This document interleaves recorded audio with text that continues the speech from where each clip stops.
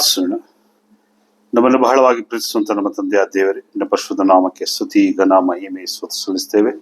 ಪರಾತ್ಪರನೆ ಪರಮೋನ್ನತನೆ ಪರಿಪಾಲಕನೆ ಮುಂಜಾನೆ ವೇಳೆಯಲ್ಲಿ ನಿನ್ನ ಪರಿಶುದ್ಧ ನಾಮವನ್ನು ಸ್ತುತಿಸುವ ಹಾಗೆ ನಿನ್ನ ಸನ್ನಿಧಾನದಿಂದ ನಾವು ಕೂಡಿ ಬಂದಿದ್ದೇವೆ. ಕೂಡಿ ಬಂದ ಸಂದರ್ಭದಲ್ಲಿ ನೀನು ನಮ್ಮೊಟ್ಟಿಗಿದ್ದು ನಮ್ಮನ್ನ ಕಾದು ಕಾಪಾಡಿ ಯಾವುದೇ ವಿಧವಾದಂತಹ ಸೈತಾನ್ನ ಶೋಧನೆಗಳು ಒಳಗಾಗದಂತೆ ನಾವು ನಿಶ್ಚಯವಾಗಿ ನಿಷ್ಫಲವಾಗಿಯೂ ದೇವರ ವಾಕ್ಯಗಳನ್ನು ಶ್ರದ್ಧೆಯಿಂದ ಕೇಳುವ ಹಾಗೆ ನಮ್ಮನ್ನು ಆಶೀರ್ವದಿಸಿ ಬಲಪಡಿಸಿ ನಡೆಸಬೇಕೆಂದು ದೇವರ ಆತ್ಮಸ್ವರೂಪವನ್ನು ಆತನ ಆರಾಧಿಸುವ ಆತ್ಮೀಯ ರೀತಿಯಲ್ಲಿ ಸತ್ಯಕ್ಕೆ ತಕ್ಕಾಗಿ ಆರಾಧಿಸಬೇಕೆಂಬುದಾಗಿ ನಾವೆಲ್ಲರೂ ಈ ಸ್ಥಳದಲ್ಲಿ ಕೂಡಿ ಬಂದಿದ್ದೇವೆ. ಕೂಡಿ ಬಂತ ಈ ಒಂದು ಸಮಯದಲ್ಲಿ ನೀ ನಮ್ಮೊಟ್ಟಿಗಿದ್ದು ನಮ್ಮೆಲ್ಲರನ್ನು ಕಾದು ಕಾಪಾಡಿ ನಡೆಸಬೇಕೆಂದು ಈ ಎಲ್ಲ ಪ್ರಾರ್ಥನೆಯನ್ನು ಯೇಸುವಿನ ಪರಿಶುದ್ಧ ನಾಮದಲ್ಲಿ ಬೇಡುತ್ತೇವೆ ನಮ್ಮ ತಂದೆಯೇ.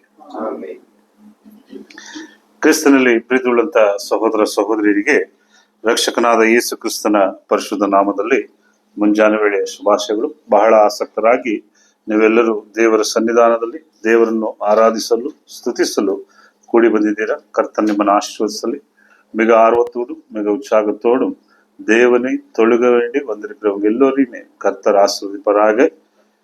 ಕರ್ತರೆ ತೇಡಿಗಿರವನು ಕರ್ತರೆ ಕಂಡುಕೊಳ್ಳುವನು, ಕರ್ತನನ್ನು ಹುಡುಕುವನು ಆತನನ್ನು ಕಂಡುಕೊಳ್ಳುವನು ಮತ್ತು ಆತನು ಸಮೀಪಕ್ಕೆ ಬರುವನು ಎಂಬುದಾಗಿ ಸತ್ಯವೇದವು ನಮಗೆ ಅನೇಕ ಸಾರಿ ಹೇಳಿದೆ.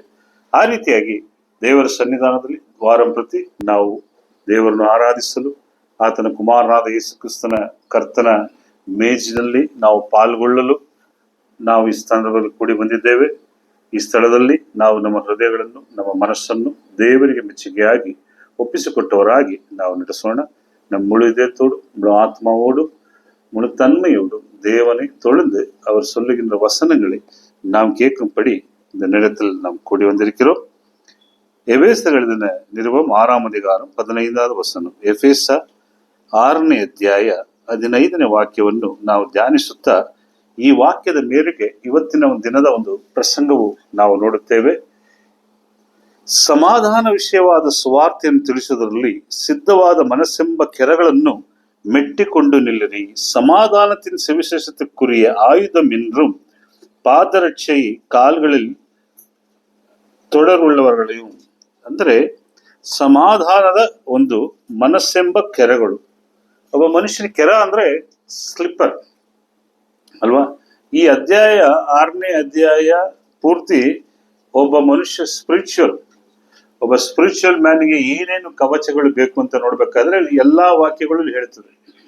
ಪ್ರೀತಿಯ ಕವಚ ಮತ್ತು ರಕ್ಷಣೆ ಎಂಬ ಶಿರಾಸ್ತ್ರಣ, ನಂಬಿಕೆ ಎಂಬ ಗುರಾಣಿ, ಸತ್ಯ ಎಂಬ ನಡುಕಟ್ಟು, ಇದೆಲ್ಲ ಬರ್ತದೆ. ಬಟ್ಟೆ, ಡ್ರೆಸ್, ಗಿಸ್ ಎಲ್ಲ ಕಂಪ್ಲೀಟ್ ಬರ್ತದೆ. 6ஆம் அதிகாரத்தில் ஒரு ஆவிக்குரிய மனிதனுக்குண்டான ஆவிக்குரிய வஸ்திரங்கள், மார்பில் என்ன போட வேண்டும், இடுப்பில் என்ன கட்ட வேண்டும், கழுத்தில் எது வைக்க வேண்டும், கையில் எந்த பட்டயத்தை பிடிக்க வேண்டும் எல்லாம் சொல்லுகிறது. ஆனா இந்த வசனம் பர்டிகுலராக நாம் ಕಾಲ್ಗಳಲ್ಲಿ ಎதை போட வேண்டும், ಅದಾದ ಪಾದರಕ್ಷೆಗಳು, ನಾವು ಕಾಲುಗಳಲ್ಲಿ ಎಂತ ಕರಗಳನ್ನು ಹಾಕಬೇಕೆಂಬುದೇ ವಿಚಾರ. ಅದರಲ್ಲಿ ಕೆರಗಳಂದ್ರೆ ಚಪ್ಪಲಿ. ಈ ಚಪ್ಪಲಿ ಎಷ್ಟು ಪ್ರಾಮುಖ್ಯ. ಚಪ್ಪಲಿ ಇಲ್ಲದೆ ಯಾರು ಹೋಗಕ್ಕಾಗುತ್ತಾ? ಯಾರು 1-2 ಕಿಲೋಮೀಟರ್ ನಡೀತೀರ ಚಪ್ಪಲಿ ಇಲ್ಲದೆ? ತುಂಬಾ ಕಷ್ಟ ಇದೆ ಅಲ್ವಾ? ಚಪ್ಪಲಿಲಿ ವೆರೈಟಿ ಆಫ್ ಚಪ್ಪಲಿ ಇದೆ. ಚಪ್ಪಲಿನ ನಾವು ಮೈಸೂರಲ್ಲಿ ಹಾಕೊಂಡು ಓಡಾಡ್ಬೋದು. ಚಪ್ಪಲಿ ಹಾಕೊಂಡು ಊಟಿಲಿ, ಕುನ್ನೂರಲ್ಲಿ ಆ ಚಳಿಗಳಲ್ಲಿ ಓಡಾಡಕ್ಕಾಯ್ತದ? ಹೋಗ್ಲಿ ಹಿಮಾಚಲ್, ಡಾರ್ಜಿಲಿಂಗ್ ಅಲ್ಲಿ ಚಪ್ಪಲಿ ಆಡಕ್ಕಾಗುತ್ತಾ? ಅಲ್ಲಿ ಹೋದ್ರೆ ಚೇಂಜ್ ಆಗುತ್ತೆ. ಏನದು? ಪಾದರಗೆ ಅಂದ್ರೆ ಶೂ ಆಗುತ್ತೆ. ಶೂ ಅಂದ್ರೆ ನಾರ್ಮಲ್ ಶೂ ಹಾಕಕ್ಕಾಗಲ್ಲ, ಅದಕ್ಕೆ ಅಂತ ಒಂದು ಸಪ್ರೇಟ್ ಶೂ ಇದೆ. ನೆಕ್ಸ್ಟ್ ಡೆಸರ್ಟ್ ಬರ್ತೀರಾ. ಎಲ್ಲಿ ಬರ್ತೀರಾ? ಮರಳುಗಾಡಿಗೆ. ಮರಳುಗಾಡಲ್ಲಿ ಏನ್ ಮಾಡ್ತೀರಾ? ಮರಳುಗಾಡ ನಮ್ಮ ಅವಾಚಿಪ್ಪಲ್ಲಿ ನಡೀತದ? ನಡೆಯಲ್ಲ. ಮರಳುಗಾಡಿಗೆ ಅಂತ ಬೇರೆ ಚರ್ಮದ್ದು ಚಪ್ಪಲಿ ಬರ್ತದೆ. ಯಾವ ತರ? ಸ್ಕಿನ್ ಬರ್ತದಲ್ಲ, ಚಪ್ಪಲಿಗಳು ಆ ತರ ಬರ್ತದೆ. ಆಗ ಒಬ್ಬೊಬ್ರದ್ದು ಒಂದೊಂದು ಸ್ಥಳಕ್ಕೂ ಒಂದೊಂದು ಇದಕ್ಕೂ ಈ ಚಪ್ಪಲಿ ಅನ್ನೋದು ಬಹಳ ಮುಖ್ಯ. ಚಪ್ಪಲಿ ಇಲ್ಲ ಅಂದ್ರೆ ಬಹಳ ಕಷ್ಟ. ನಾನು ಮೊನ್ನೆ ತಾನೇ ಒಂದು ಹಿಸ್ಟ್ರಿ ಸ್ಟಡಿ ಮಾಡ್ತಾ ಇದ್ದೆ. ಅಲ್ಲಿ ನೋಡಿದಾಗ ಈ ಮಾದಿಗರು ಅಂತ ಬರ್ತಾರೆ. ಯಾರು ಈ ಮಾದಿಗರು? ಪೂರ್ವ ಇತಿಹಾಸ ಏನಂದ್ರೆ, ಅವರು ಕ್ರಿಸ್ತಪೂರ್ವ ಕಾಲದಲ್ಲಿ ಅವರು ಆ ಕಾಲದಿಂದ ಅವ್ರು ಏನಂದ್ರೆ, ಆ ಕಾಲದಲ್ಲ ಚರ್ಮದ ಚಪ್ಪಲೆ. ಯಾವುದು? ಈ ಚರ್ಮದಲ್ಲೇ ಚಪ್ಪಲು ಹೊಲಿಯೋದು, ಚರ್ಮದಲ್ಲೇ ಬಟ್ಟೆ ಹಾಕೋದು, ನೀರ್ದು ಬುತ್ತಿ ಇದೆಯಲ್ಲ ಅದು ಚರ್ಮದಲ್ಲೇ. ಯಾವಾಗ ನಾನು ಹೇಳ್ತಿರೋದು ಬಿಫೋರ್ ಕ್ರೈಸ್ಟ್. கிறிஸ்துக்கு முன்பாக இந்த வந்தி மாதிகர்னு சொல்றாங்க. அந்த வந்தி மாதிகர் அவர்கள் தோல் மூலமாக செருப்புகள் இதெல்லாம் செஞ்சுட்டு இருந்தாங்க. ಏನಕ್ಕೆ ಇದನ್ನ ಹೇಳ್ತಾ ಇದ್ದಂದ್ರೆ, ಚಪ್ಪಲಿ ಅನ್ನೋದು ಕಾಲ ಕಾಲಕ್ಕೂ ಏನಾಗಿದೆ? ಬಹಳ ಪ್ರಾಮುಖ್ಯವಾಗಿದೆ. ಆದ್ದರಿಂದ ಈ ವಾಕ್ಯದ ಪ್ರಕಾರ ಸಮಾಧಾನದ ವಿಷಯವನ್ನು ತಿಳಿಸಲು ಸಿದ್ಧವಾದ ಮನಸ್ಸೆಂಬ ಕೆರಗಳು, ಸಿದ್ಧವಾದ ಮನಸ್ಸೆಂಬ ಕೆರಗಳು. ಅರ್ಥ ಆಯ್ತಲ್ಲ? ಯಾವ ರೀತಿ ಕೆರೆಗಳಿರ್ಬೇಕಂದ್ರೆ ಸಿದ್ಧವಾದ ಮನಸ್ಸುಳ್ಳ ಕೆರೆಗಳು. ಕೆರೆಗಳು ಅಂದ್ರೆ ಈಗ ಬಹಳ ಜನ ನೋಡಿದ್ರೆ ಒಂದ್ ಚಪ್ಪಲಿ ಇಟ್ಟಿರಲ್ಲ. ಯಾವ ತರ, ಹೇಗಿರ ಚಪ್ಪಲಿ? ಸುಮಾರು ಜನ ಏನ್ ಮಾಡ್ತಾರೆ, ಎರಡೆರಡು ಚಪ್ಪಲಿ ಇಟ್ಟಿರ್ತಾರೆ. ಮ್ಯಾಕ್ಸಿಮಮ್ ಲೇಡೀಸ್ಗಳು ಎಷ್ಟಿಟ್ಟಿರ್ತಾರೆ? ಒಂದು 7-8 ಇಟ್ಟಿರ್ತಾರೆ. ಅವ್ರಿಗೆ ಆಸೆ ತೀರಲ್ಲ. ಏನ್ ತೀರಲ್ಲ? ಆಸೆ ತೀರಲ್ಲ. ಇನ್ನೇನೋ ಬೇಕು ಅಂತ ಅನಿಸ್ತಾ ಇರ್ತದೆ. ಜಾಸ್ತಿ ಯಾರು ಕಲೆಕ್ಷನ್ ಯಾರ್ದು? ಲೇಡೀಸ್ ಚಪ್ಪಲಿ. ಅಂದ್ರೆ ಸ್ಪಿರಿಚುವಲ್ ಈ ಒಂದು ಪಾದರಕ್ಷೆ, ಈ ಸ್ಪಿರಿಚುವಲ್ ಚಪ್ಪಲಿನ ಕುರಿತು ನಾವು ನೋಡ್ಬೇಕಾದ್ರೆ ಬಹಳ ಪ್ರಾಮುಖ್ಯವಾಗಿರ್ತದೆ. ಯಾಕೆ ಅನ್ನೋದನ್ನ ವಾಕ್ಯ ಏನ್ ಹೇಳ್ತಾ ಇದೆ ನೋಡಿ. ಅದರಲ್ಲಿ ಎಫೆಸ 6:11, ಸೈತಾನನ ತಂತ್ರೋಪಾಯಗಳು ನೀವು ಎದುರಿಸಿಲ್ಲದಕ್ಕೆ ಶಕ್ತರಾಗುವಂತೆ ದೇವರು ದಯಪಾಲಿಸಿರುವ ಸರ್ವಾಯುಧಗಳನ್ನು ಧರಿಸಿಕೊಳ್ಳಿರಿ. ಸೈತಾನನು ತಂತ್ರೋಪಾಯ ಮಾಡ್ತಾ ಇರ್ತಾನೆ. ಏನ್ ತಂತ್ರೋಪಾಯ ಮಾಡ್ತಿರ್ತಾನೆ? ಯಾವ್ದಾದ್ರು ರೀತಿಯಲ್ಲಿ. ಅದಕ್ಕೆ ನೀವು ಸರ್ವಾಯುಧಗಳನ್ನು ಧರಿಸ್ಕೊಳ್ಳಿ. ಈ ಸರ್ವಾಯುಧಗಳಲ್ಲಿ ಒಂದು ಆಯುಧ ಯಾವುದಂದ್ರೆ ಪಾದರಕ್ಷೆ. ಈ ಪಾದರಕ್ಷೆ ಅನ್ನೋದು ಕ್ರೈಸ್ತನಿಗೆ ಬಹಳ ಮುಖ್ಯ. ಒಬ್ಬ ಕ್ರೈಸ್ತ ಸಹೋದರ, ಕ್ರೈಸ್ತ ಸಹೋದರಿಗೆ ಈ ಪಾದರಕ್ಷೆ ಬಹಳ ಮುಖ್ಯ. ತನ್ನ ಒಂದು ಸ್ಪಿರಿಚುವಲ್ ಲೈಫ್ ನಲ್ಲಿ ಪ್ರತಿಯೊಬ್ಬ ಜೀವನದ ஒவ்வொரு ஆவிக்குரிய கிறிஸ்துவ சகோதர சகோதரி வாழ்க்கையில் சர்வாயுதங்களில் மிக பிராமுக்கியமானது இந்த பாதரட்சை.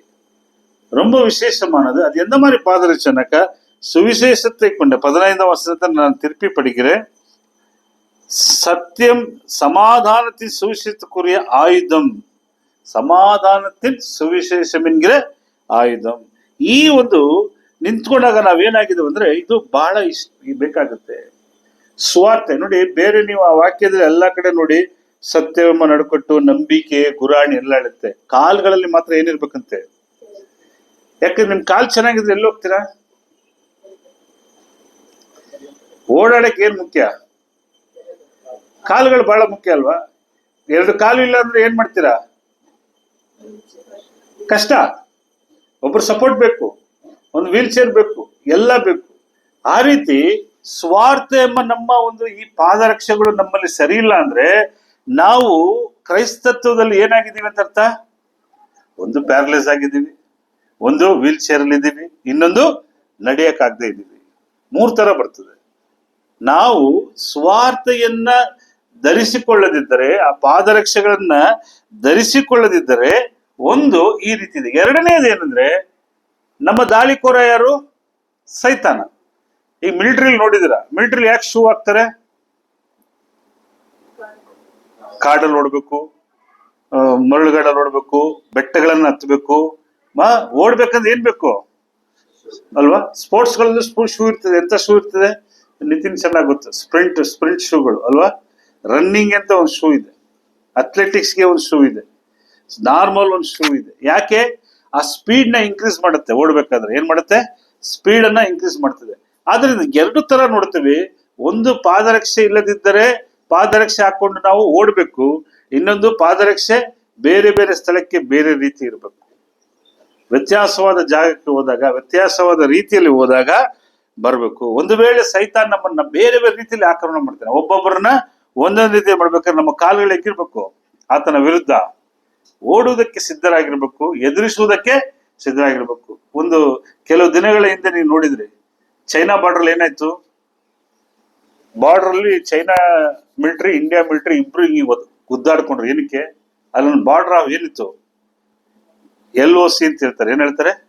LOC ಅಂತಿದೆ, ಲೈನ್ ಆಫ್ ಕಂಟ್ರೋಲ್. ಅದನ್ನ ದಾಟಿ ನೀರು ಬರ್ಬೋದು. ಇದನ್ನ ದಾಟಿ ಅವ್ರು ಬರ್ತಾ ಇದಾರೆ. ಇವ್ರು ಏನ್ ಮಾಡ್ತಿದ್ದಾರೆ? ಅವ್ರನ್ನ ಪುಷ್ ಮಾಡ್ತಾ ಇದ್ದಾರೆ. ಯಾರು? ಸೋಲ್ಜರ್ಸ್. ಪುಷ್ ಮಾಡಕ್ ಅವ್ರ ಕಾಲಲ್ಲಿ ಏನ್ ಪವರು? ಶೂ ಬಹಳ. ಅದಕ್ಕೆ ನೋಡಿ ಮಿಲಿಟರಿ ಅವ್ರದ್ದು ಶೂ ಅಲ್ಲಿ ಏನಿರ್ತದೆ ನೋಡಿದ್ರೆ, ಮಿಲಿಟರಿ ಶೂ ಯಾರು NCC ಯಾರಿದ್ರೆ ಎಷ್ಟು ಜನ ಇದ್ರೆ ಫ್ರಂಟ್ ಅಲ್ಲಿ ಏನಿರ್ತದೆ?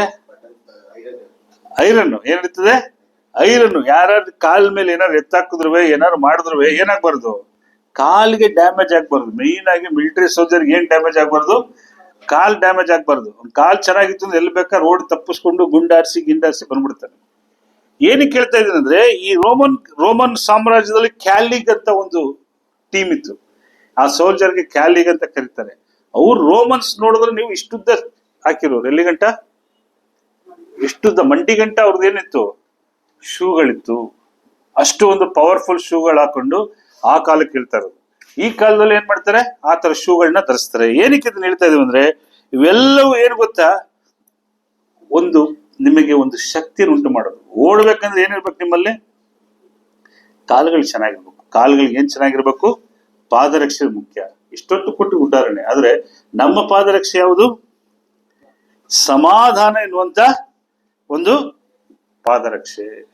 ಒಂದು ವೇಳೆ ನಮ್ಮಲ್ಲಿ ಪಾದರಕ್ಷೆ ಇಲ್ಲ, ನಾವು ಓಡಕ್ ಆಗ್ಲಿಲ್ಲ ಅಂದ್ರೆ ಯಾರಿಗೆ ಅವಕಾಶ ಕೊಟ್ಬಿಡ್ತೀವಿ? ಎಫೆಸ 4ನೇ ಅಧ್ಯಾಯ 27ನೇ ವಾಕ್ಯ ಏನ್ ಹೇಳುತ್ತೆ ನೋಡಿ. ಎಫೆಸ 4ನೇ ಅಧ್ಯಾಯ 27. ಸೈತಾನನಿಗೆ ಅವಕಾಶ ಕೊಡಬೇಡಿರಿ.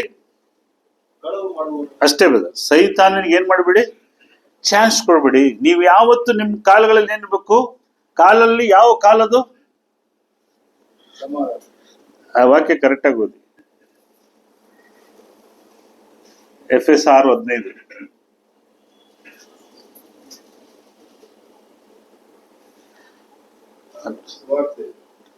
ಸಮಾಧಾನದ ವಿಷಯವಾದ ಸುವಾರ್ತೆಯನ್ನು ತಿಳಿಸುವುದರಲ್ಲಿ ಸಿದ್ಧವಾದ ಮನಸ್ಸೆಂಬ ಪಾದರಕ್ಷೆ. ಏನದು ಪಾದರಕ್ಷೆ ಅಂದ್ರೆ? ಲಿಟ್ರಲಿ, ಫಿಗರೇಟಿವ್ಲಿ, ಇದು ಫಿಗರೇಟಿವ್ ಲ್ಯಾಂಗ್ವೇಜ್. ಕಾಲ್ಗೆ ಹಾಕೊಳ್ಳೋದಲ್ಲ, ಸಿದ್ಧವಾದ ಮನಸ್ಸೆಂಬ. ಓಡಬೇಕು ಅಂತ ಮನಸ್ಸು ಎಲ್ಲಿ ಬರ್ಬೇಕು, ಇಲ್ಲಿ ಬರ್ಬೇಕು. ಇಲ್ಲಿ ಬಂದಾಗ ನೀವೇನಾಗ್ತೀರಾ, ಬನ್ನಿ. ಈಗ ಓಡ್ಬೇಕು ಅಂದ್ರೆ 3 ದಿವಸದಿಂದ ನನಗೆ ಎದ್ದಳಕ್ ಆಗ್ತಿಲ್ಲ, ಜ್ವರ ನಿಂತ್ಕೊಂಡಿಲ್ಲ. ಬೆಳಗ್ಗೆನೂ ಓಡ್ಬೇಕು. ನಮ್ಗೆ ಇಲ್ಲಿ ಬಂದು ಓಡ್ಬೇಕು ಏನಿದೆ, ಮನಸ್ಸಷ್ಟೇ. ಈ ಮನಸ್ಸಷ್ಟೇ ಕಾರಣ. ಸುಮ್ನೆ ನಿಂತ್ಕೊಂಡು ಮಾತಾಡ್ತಾ ಇದೀವಿ, ಸ್ವಲ್ಪ ಹೊತ್ತಾದ್ಮೇಲೆ ಕೂತ್ ಬಿಡ್ತೀವಿ, ಇಲ್ಲ ಹೋಗಿ ಮಲಗ್ಬಿಡ್ತೀವಿ. ಇಲ್ಲಿ ಬಂದು ನಿಂತ್ಕೋಬೇಕು ಅಂತ ಏನ್ ಮನಸ್ಸು ಬರ್ಬೇಕು? ಸೊ ಈ ಸುವಾರ್ತೆ ಎಂಬ ವಿಷಯದಲ್ಲಿ ಫಸ್ಟ್ ಮನಸ್ಸೆಂಬ ಆ ಕೆರ ಓಡಕ್ ಸಿದ್ಧ ಆಗಿರ್ಬೇಕು. ಮನಸ್ಸೆಂಬ ಕೆರ ಪಾದರಕ್ಷೆ, ಮನಸ್ಸೆಂಗಿರ ಪಾದರಕ್ಷೆ, ಮನದುಕೊಳ್ಳ ಅದು ಪಾದರಕ್ಷೆ ಮಾಡಿ ಓಡ ಬೇಡಿದೆ. ಆ ಒಂದು ವಿಚಾರವನ್ನ ನಾವು ಮಾಡ್ತಾ ಇದ್ದೀವಿ. ಯಾಕಂದ್ರೆ ನಾವು ಎಂತ ಯುದ್ಧ ಮಾಡ್ತಾ ಇದ್ದೀವಿ, ಸ್ಪಿರಿಚುವಲ್ ಫೈಟ್. ನಮ್ಗೆ ಇದರಾಗಿರೋದೇನು, ಸ್ಪಿರಿಚುವಲ್ ಫೈಟು ಅಲ್ವಾ? ಈ ಒಂದು ವಿಚಾರಗಳಲ್ಲಿ ನಾವು ಬಹಳ ಒಂದು ಕೇರ್ಫುಲ್ ಆಗಿರ್ಬೇಕು. ಸೈತಾನ ಯಾವಾಗ ಬರ್ತಾನೆ, ಯಾವಾಗ ವಂಚಿಸ್ತಾನೆ, ಓಡ್ಬೇಕು ಅಲ್ವಾ? ಓಡಿದ್ಯಾರು, ಪಾಪದ ವಿರುದ್ಧ ಓಡಿದ್ಯಾರು? ಯೋಸೇಫ್ ಅಲ್ವಾ? ಯೋಸೇಫ ಪಾಪದ ವಿರುದ್ಧ ಓಡ್ದ. ಪಾಪವು ಬಂದಾಗ ಅವನ್ ಏನ್ ಮಾಡ್ದ, ಓಡೋದ. ಯಾಕೋಬ ತನಗೆ ಆಪತ್ತು ಬಂದಾಗ ಏನ್ ಮಾಡ್ದ, ಓಡ್ದ ಅಲ್ವಾ? ಓಡಿ ಹೋದ. ಓಡಬೇಕಾದ್ರೆ ಅವ್ನಿಗೆ ಏನ್ ಬೇಕಾಗಿತ್ತು? ಇವತ್ತು ನಮ್ಮ ಜೀವನದಲ್ಲಿ ಆತ್ಮಿಕವಾಗಿ ನಾವು ಸೈತಾನನ ವಿರುದ್ಧ ಹೋರಾಡ್ಬೇಕು. ಒಂದು ಹೋರಾಡ್ಬೇಕು, ಏನ್ ಮಾಡ್ಬೇಕು, ತಪ್ಪಿಸಿ ಓಡಿಕೊಳ್ಳಬೇಕು ಅಲ್ವಾ? ಯಾರು ತಪ್ಪಿಸ್ಕೊಂಡ್ರು? ಆತರ ಸುಮಾರು ಜನ ತಪ್ಪಿಸ್ಕೊಂಡ್ರು. ಸೈತಾನ ಗೊಡವೆ ನಮಗೇಕೆ ಎನ್ನುವ ರೀತಿಯಲ್ಲಿ ಏನ್ ಮಾಡಿದ್ರು ಅವರೆಲ್ಲ. ಪ್ರತಿಯೊಬ್ಬ ಸೋಲ್ಜರ್ನ ಪವರ್ ಎಲ್ಲಿದೆ ಅಂದ್ರೆ ಯಾವ್ದ್ರಲ್ಲಿದೆ? ಬೂಟಲ್ಲಿ. ಬೂಟ್ ಇಲ್ಲದೆ ಒಬ್ಬ ಸೋಲ್ಜರ್ನ ತಗೊಂಡು ಮರಳುಗಾಡಲ್ಲಿ ಬಿಟ್ರೆ ಏನಾಯ್ತಾನೆ? ಅವ್ನ ಕೈಲಿ ಮಿಷಿನ್ ಕೊಡಿ, ಅವನ ಕೈಲಿ ವೆಪನ್ಸ್ ಕೊಡಿ, ಕಾಲ್ಗೆ ಶೂ ಇಲ್ಲ ಅಂದ್ರೆ ಏನಾಗುತ್ತೆ? 2 ಹೆಜ್ಜೆ ಮುಂದಿಡಕ್ಕಾಗಲ್ಲ ಅಲ್ವಾ? Very very important. ನಾವು ಸಹ ಅಷ್ಟೇ ಈ ಮನಸ್ಸೆಂಬ ಸ್ವಾರ್ಥೆಯ ಕೆರಗಳನ್ನು ನಾವು ಇಟ್ಕೊಳ್ಳೋದಿದ್ರೆ ನಮ್ಮ ಹೆಜ್ಜೆಗಳು ಎಲ್ಲೂ ಹೋಗಕ್ ಸಾಧ್ಯ ಇಲ್ಲ, ಮುಂದೆ ಹೋಗಕ್ ಸಾಧ್ಯ ಇಲ್ಲ. ಈ ಸ್ವಾರ್ಥ ಎಂಬ ದೇವರ ವಾಕ್ಯ ಎಂಬ ಈ ಒಂದು ಪಾದರಕ್ಷೆಯು ನಮ್ಮಲ್ಲಿ ಇಲ್ಲದೆ ಇದ್ರೆ, ನಮ್ಮ ಮನಸ್ಸು ಇಲ್ಲದಿದ್ರೆ ನಾವು ಸ್ಪಿರಿಚುವಲ್ ಮುಂದೆ ಹೋಗಕ್ ಸಾಧ್ಯ ಇಲ್ಲ. ಅಲ್ಲೇ ಕೂತ್ ಬಿಡ್ತೀವಿ. ಏನ್ ವಾಕ್ಯ ಓದ್ಬೇಕು, ಏನ್ ಹೇಳ್ಬೇಕು? ಇವತ್ತು ಯೂತ್ ಮೀಟಿಂಗ್ ಇದೆ, ಎಷ್ಟು ಜನ ಪ್ರಿಪೇರ್ ಆಗಿ ಬಂದಿದ್ರೆ ಗೊತ್ತಿಲ್ಲ. ಒಂದು 2-3 ಜನ ಚಕ್ಕರ್ ಹೊಡ್ಕೊಂಡವ್ರೆ. ಸಿದ್ಧ ಮನಸ್ಸಿಲ್ಲ ಅವ್ರಿಗೆ, ಏನಿಲ್ಲ, ಸಿದ್ಧ ಮನಸ್ಸಿಲ್ಲ. ಕೆಲವರು ಪ್ರಿಪೇರ್ ಆಗಿದ್ದಾರೆ, ಕೆಲವರು ಪ್ರಿಪೇರ್ ಆಗಿಲ್ಲ. ಕೆಲವರು ಪ್ರಿಪೇರ್ ಎಷ್ಟು ಜನ ಆಗಿದ್ರೆ ಗೊತ್ತಿಲ್ಲ, ಎಷ್ಟು ಜನ ಬೂಟ್ ಹಾಕ ಬಂದಿದ್ರೆ ಗೊತ್ತಿಲ್ಲ. ಇವತ್ತು youths, how many youths you wear the boots to teach the word of God today? ಇವತ್ತು ಎಷ್ಟು ಜನ ಯೂತ್ಗಳು ರೆಡಿ ಆಗಿದ್ದೀರಾ? ಈ ಪುಸ್ತಕ ತಗೊಂಡು ಬರೀತಾ ಕೂತ್ಕೊಬಿಡಿ. ಒಂದು 15 ದಿವಸ ಹಿಂದೆ ಅನೌನ್ಸ್ಮೆಂಟ್ ಆಗಿರೋದು. ಅಂದ್ರೆ ನಾವೆಷ್ಟು ಸಿದ್ಧರಾಗಿರ್ಬೇಕು? We should prepare for the word of God. ಅದು ಪ್ರಿಪರೇಷನ್ ಅಂದ್ರೆ ಅದೇ. ಒಂದು ದೇವ್ರು ನಮ್ಗೊಂದು ಕಾರ್ಯ ಕೊಡ್ತಾನೆ, ದೇವ್ರು ನಮ್ಗೆ ಸುವಾರ್ತೆ ಹೇಳಕ್ ಹೇಳ್ತಾನೆ, ದೇವ್ರು ನಮ್ಮನ್ನ ಬದುಕೋದಕ್ಕೆ ಕೇಳ್ತಾನೆ ಅಂದಾಗ ಹೆಂಗಿರ್ಬೇಕು ನಾವು? ಸಿದ್ಧವಾಗಿರ್ಬೇಕು. ಅದನ್ನೇ ಹೇಳ್ತಾನೆ, ಆ ಪವರ್ ಇರ್ಬೇಕು ಕಾಲುಗಳಲ್ಲಿ. ಪವರ್ ಅಂದ್ರೆ ಮನಸ್ಸೇ ಅದು. ಯಾವುದು? ಆ ಮನಸ್ಸೆಂಬ ಕೆರೆಗಳನ್ನು மனதெங்கிற அந்த பாதரட்சங்கள் சுவிசேஷத்துல நிரப்பப்பட்டு ரெடியா இருக்கணும். இங்க ಅನ್ನೆಸ್ಸಲ್ಲಿ ಹೆಂಗಿರ್ಬೇಕು? ರೆಡಿಯಾಗಿರ್ಬೇಕು. ಆಗ ಏನಾಗುತ್ತೆ? ಪ್ರಿಪೇರ್ ಆಗ್ತೀರ ಅಲ್ವಾ?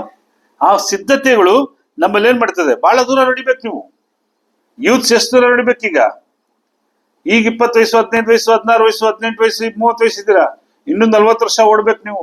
ನಿಮ್ ಕಾಲುಗಳು ಹೆಂಗಿರ್ಬೇಕು? ಬಿಡಲ್ಲ ಸೈತಾನ ನಿಮ್ಗೆ. ಬಂದ್ ಕೆರಿತಾ ಇರ್ತಾನೆ, ಹೊಡಿತಾ ಇರ್ತಾನೆ, ನಿಮ್ಮನ್ನ ಶೋಧನೆ ಮಾಡ್ತಾ ಇರ್ತಾನೆ, ನಿಮ್ಮನ್ನ ಡಿಸ್ಟರ್ಬ್ ಮಾಡ್ತಾ ಇರ್ತಾನೆ. ಇಲ್ಲಿ ಓಡಿರುವಂತ ಹಿರಿಯರು ಇಲ್ಲಿದ್ದಾರೆ, ಹೋಗಿ ಕೇಳಿ ಅವ್ರ ಲೈಫಲ್ಲಿ ಸ್ಟ್ರಗಲ್ ಮಾಡಿದ್ದಾರೆ. ಯಾವತ್ತಾರು ಕೂತ್ಕೊಂಡು ಮಾತಾಡಿ. ಚರ್ಚ್ ಮುಗಿದ ತಕ್ಷಣ ಸ್ತೋತ್ರ ಅಂತ ಹೇಳ್ಬಿಟ್ಟು ಮನೆಗೆ ಹೋಗಿ ಕೆಲಸ ಮಾಡ್ಕೊಂಡು ಕೂತ್ಕೊಳ್ಳೋದಲ್ಲ. ಜೀವನದಲ್ಲಿ ನಮ್ಮ ಸುತ್ತಮುತ್ತ ಇರುವಂತ ವ್ಯಕ್ತಿಗಳು ಲೈಫಲ್ಲಿ ಎಷ್ಟೊಂದು ಸ್ಟ್ರಗಲ್ ಆಗಿದ್ದಾರೆ, ಎಷ್ಟು ಕಷ್ಟಪಟ್ಟಿದ್ದಾರೆ ತಿಳ್ಕೊಳ್ಳಿ, ಮಾತಾಡಿ. ನಾನು ಎಸ್ ಬದಲು ಕೂತ್ಕೊಬಿಟ್ರೆ ನೀವು ನಂಬಲ್ಲ. ನಾವು ಮಾತಾಡೋ ಕಥೆಗಳೆಲ್ಲ 1970ರದು, 40ರದು, 60ರದು, ಆ ಒಂದು 20 ದಶಕಗಳ ನಡೆದಂತ ಕಥೆಗಳೇ ಜಾಸ್ತಿ ಮಾತಾಡ್ತಾ ಇರ್ತೀವಿ. ಯಾಕೆ? ಅಲ್ಲೇನೋ ಒಂದು ಅನುಭವ ಸಿಗ್ತದೆ ನಮ್ಗೆ. ಏನ್ ಸಿಗ್ತದೆ? ಅಲ್ಲೇನು ಅನುಭವ ಸಿಗ್ತದೆ. ನಿಮಗೂ ಅಷ್ಟೇ. ಯೂತ್ಸ್ ಇವತ್ತು ಹಿರಿಯರನ್ನ ಕಡೆಗಣಿಸ್ಬೇಡಿ. ಹಿರಿಯರ ಹತ್ರ ನೀವು ಏನ್ ತಗೊಳ್ಳಿ? ಎಕ್ಸ್ಪೀರಿಯನ್ಸ್ ತಗೊಳ್ಳಿ. ಕೇಳಿ ನೋಡಿ ನಿಮ್ ಸ್ಪಿರಿಚುವಲ್ ಲೈಫ್ ಹೆಂಗಿದೆ ಅಂತ ಕೇಳಿ ನೋಡಿ. ನೀವು ನಿಮ್ ಯೂತ್ ಟೈಮಲ್ಲಿ ಹೆಂಗಿದ್ರಿ ಸಿಸ್ಟರ್ ಅಂತ ಯಾವ ತರ ಕೇಳಿದ್ರೆ ಹಿರಿಯರನ್ನ? ಯೂತ್ಸ್ ಕೇಳೋಣ ನಾವು. ನಿಮ್ ಲೈಫಲ್ಲಿ ಯಾವ ರೀತಿ ನೀವು ಸಿದ್ಧವಾಗಿದ್ರಿ, ಇಷ್ಟು ದಿನ ನೀವು ಹೆಂಗೆ ನೀವು ಫೇತ್ ಅಲ್ಲಿ ಇದ್ದೀರಾ, ಇಷ್ಟು ದಿನ ನೀವು ಈ ರಕ್ಷಣೆ ಮಾರ್ಗದಲ್ಲಿ ಹೆಂಗಿದ್ದೀರಾ, ಇಷ್ಟು ದಿನ ನೀವು ಸುವಾರ್ತೆಯಲ್ಲಿ ಹೆಂಗ್ ನೆಲೆ ನಿಂತಿದ್ದೀರಾ ಅಂತ ಯಾವ ತರ ಕೇಳ್ತೀರಾ? ಮಾತಾಡಕ್ ನಮ್ಗೇನಿಲ್ಲ, ಮನಸ್ಸಿಲ್ಲ. ಮನಸ್ಸೆಂಬ ತಿಳ್ಕೋಬೇಕು. ಬೈಬಲಲ್ಲೂ ಓದ್ಬೇಕು, ನಮ್ಮ ಅಕ್ಕಪಕ್ಕ ಇರೋರನ್ನು ಏನ್ ಮಾಡ್ಬೇಕು? ತಿಳ್ಕೋಬೇಕಾದ್ದು ನಮಗೆ ಕಷ್ಟ ಅಲ್ವಾ? ಒಬ್ಬ ಸೈನಿಕನಿಗೆ ಕಾಲು ಗುಳ್ಳೆ ಆಗ್ಬಿಟ್ರೆ ಹೆಂಗಿರ್ತದೆ? ಶೂ ಹಾಕಕ್ಕಾಯ್ತದ?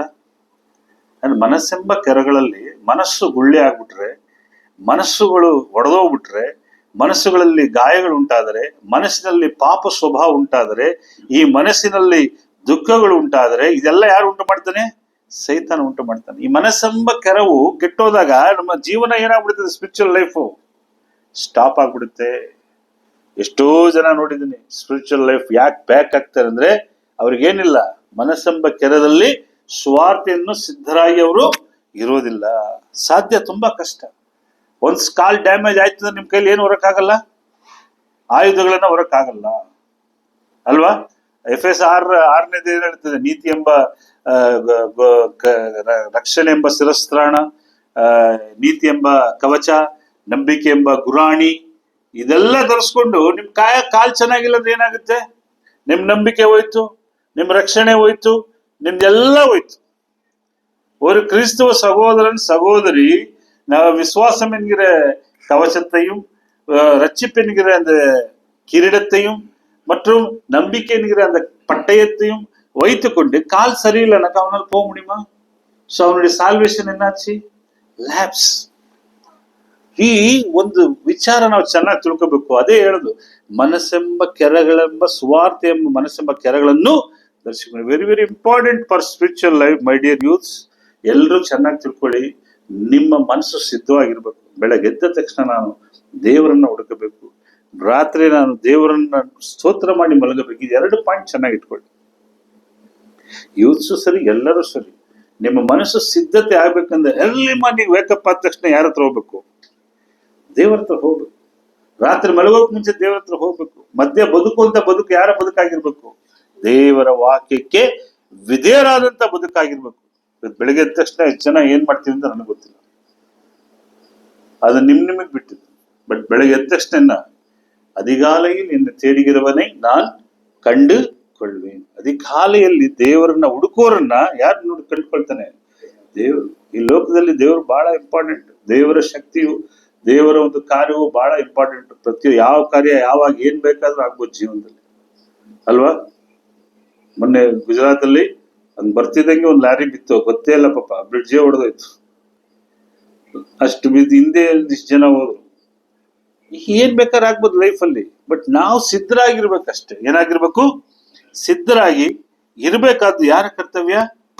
ನಮ್ಮೆಲ್ಲರ ಕರ್ತವ್ಯವಾಗಿದೆ.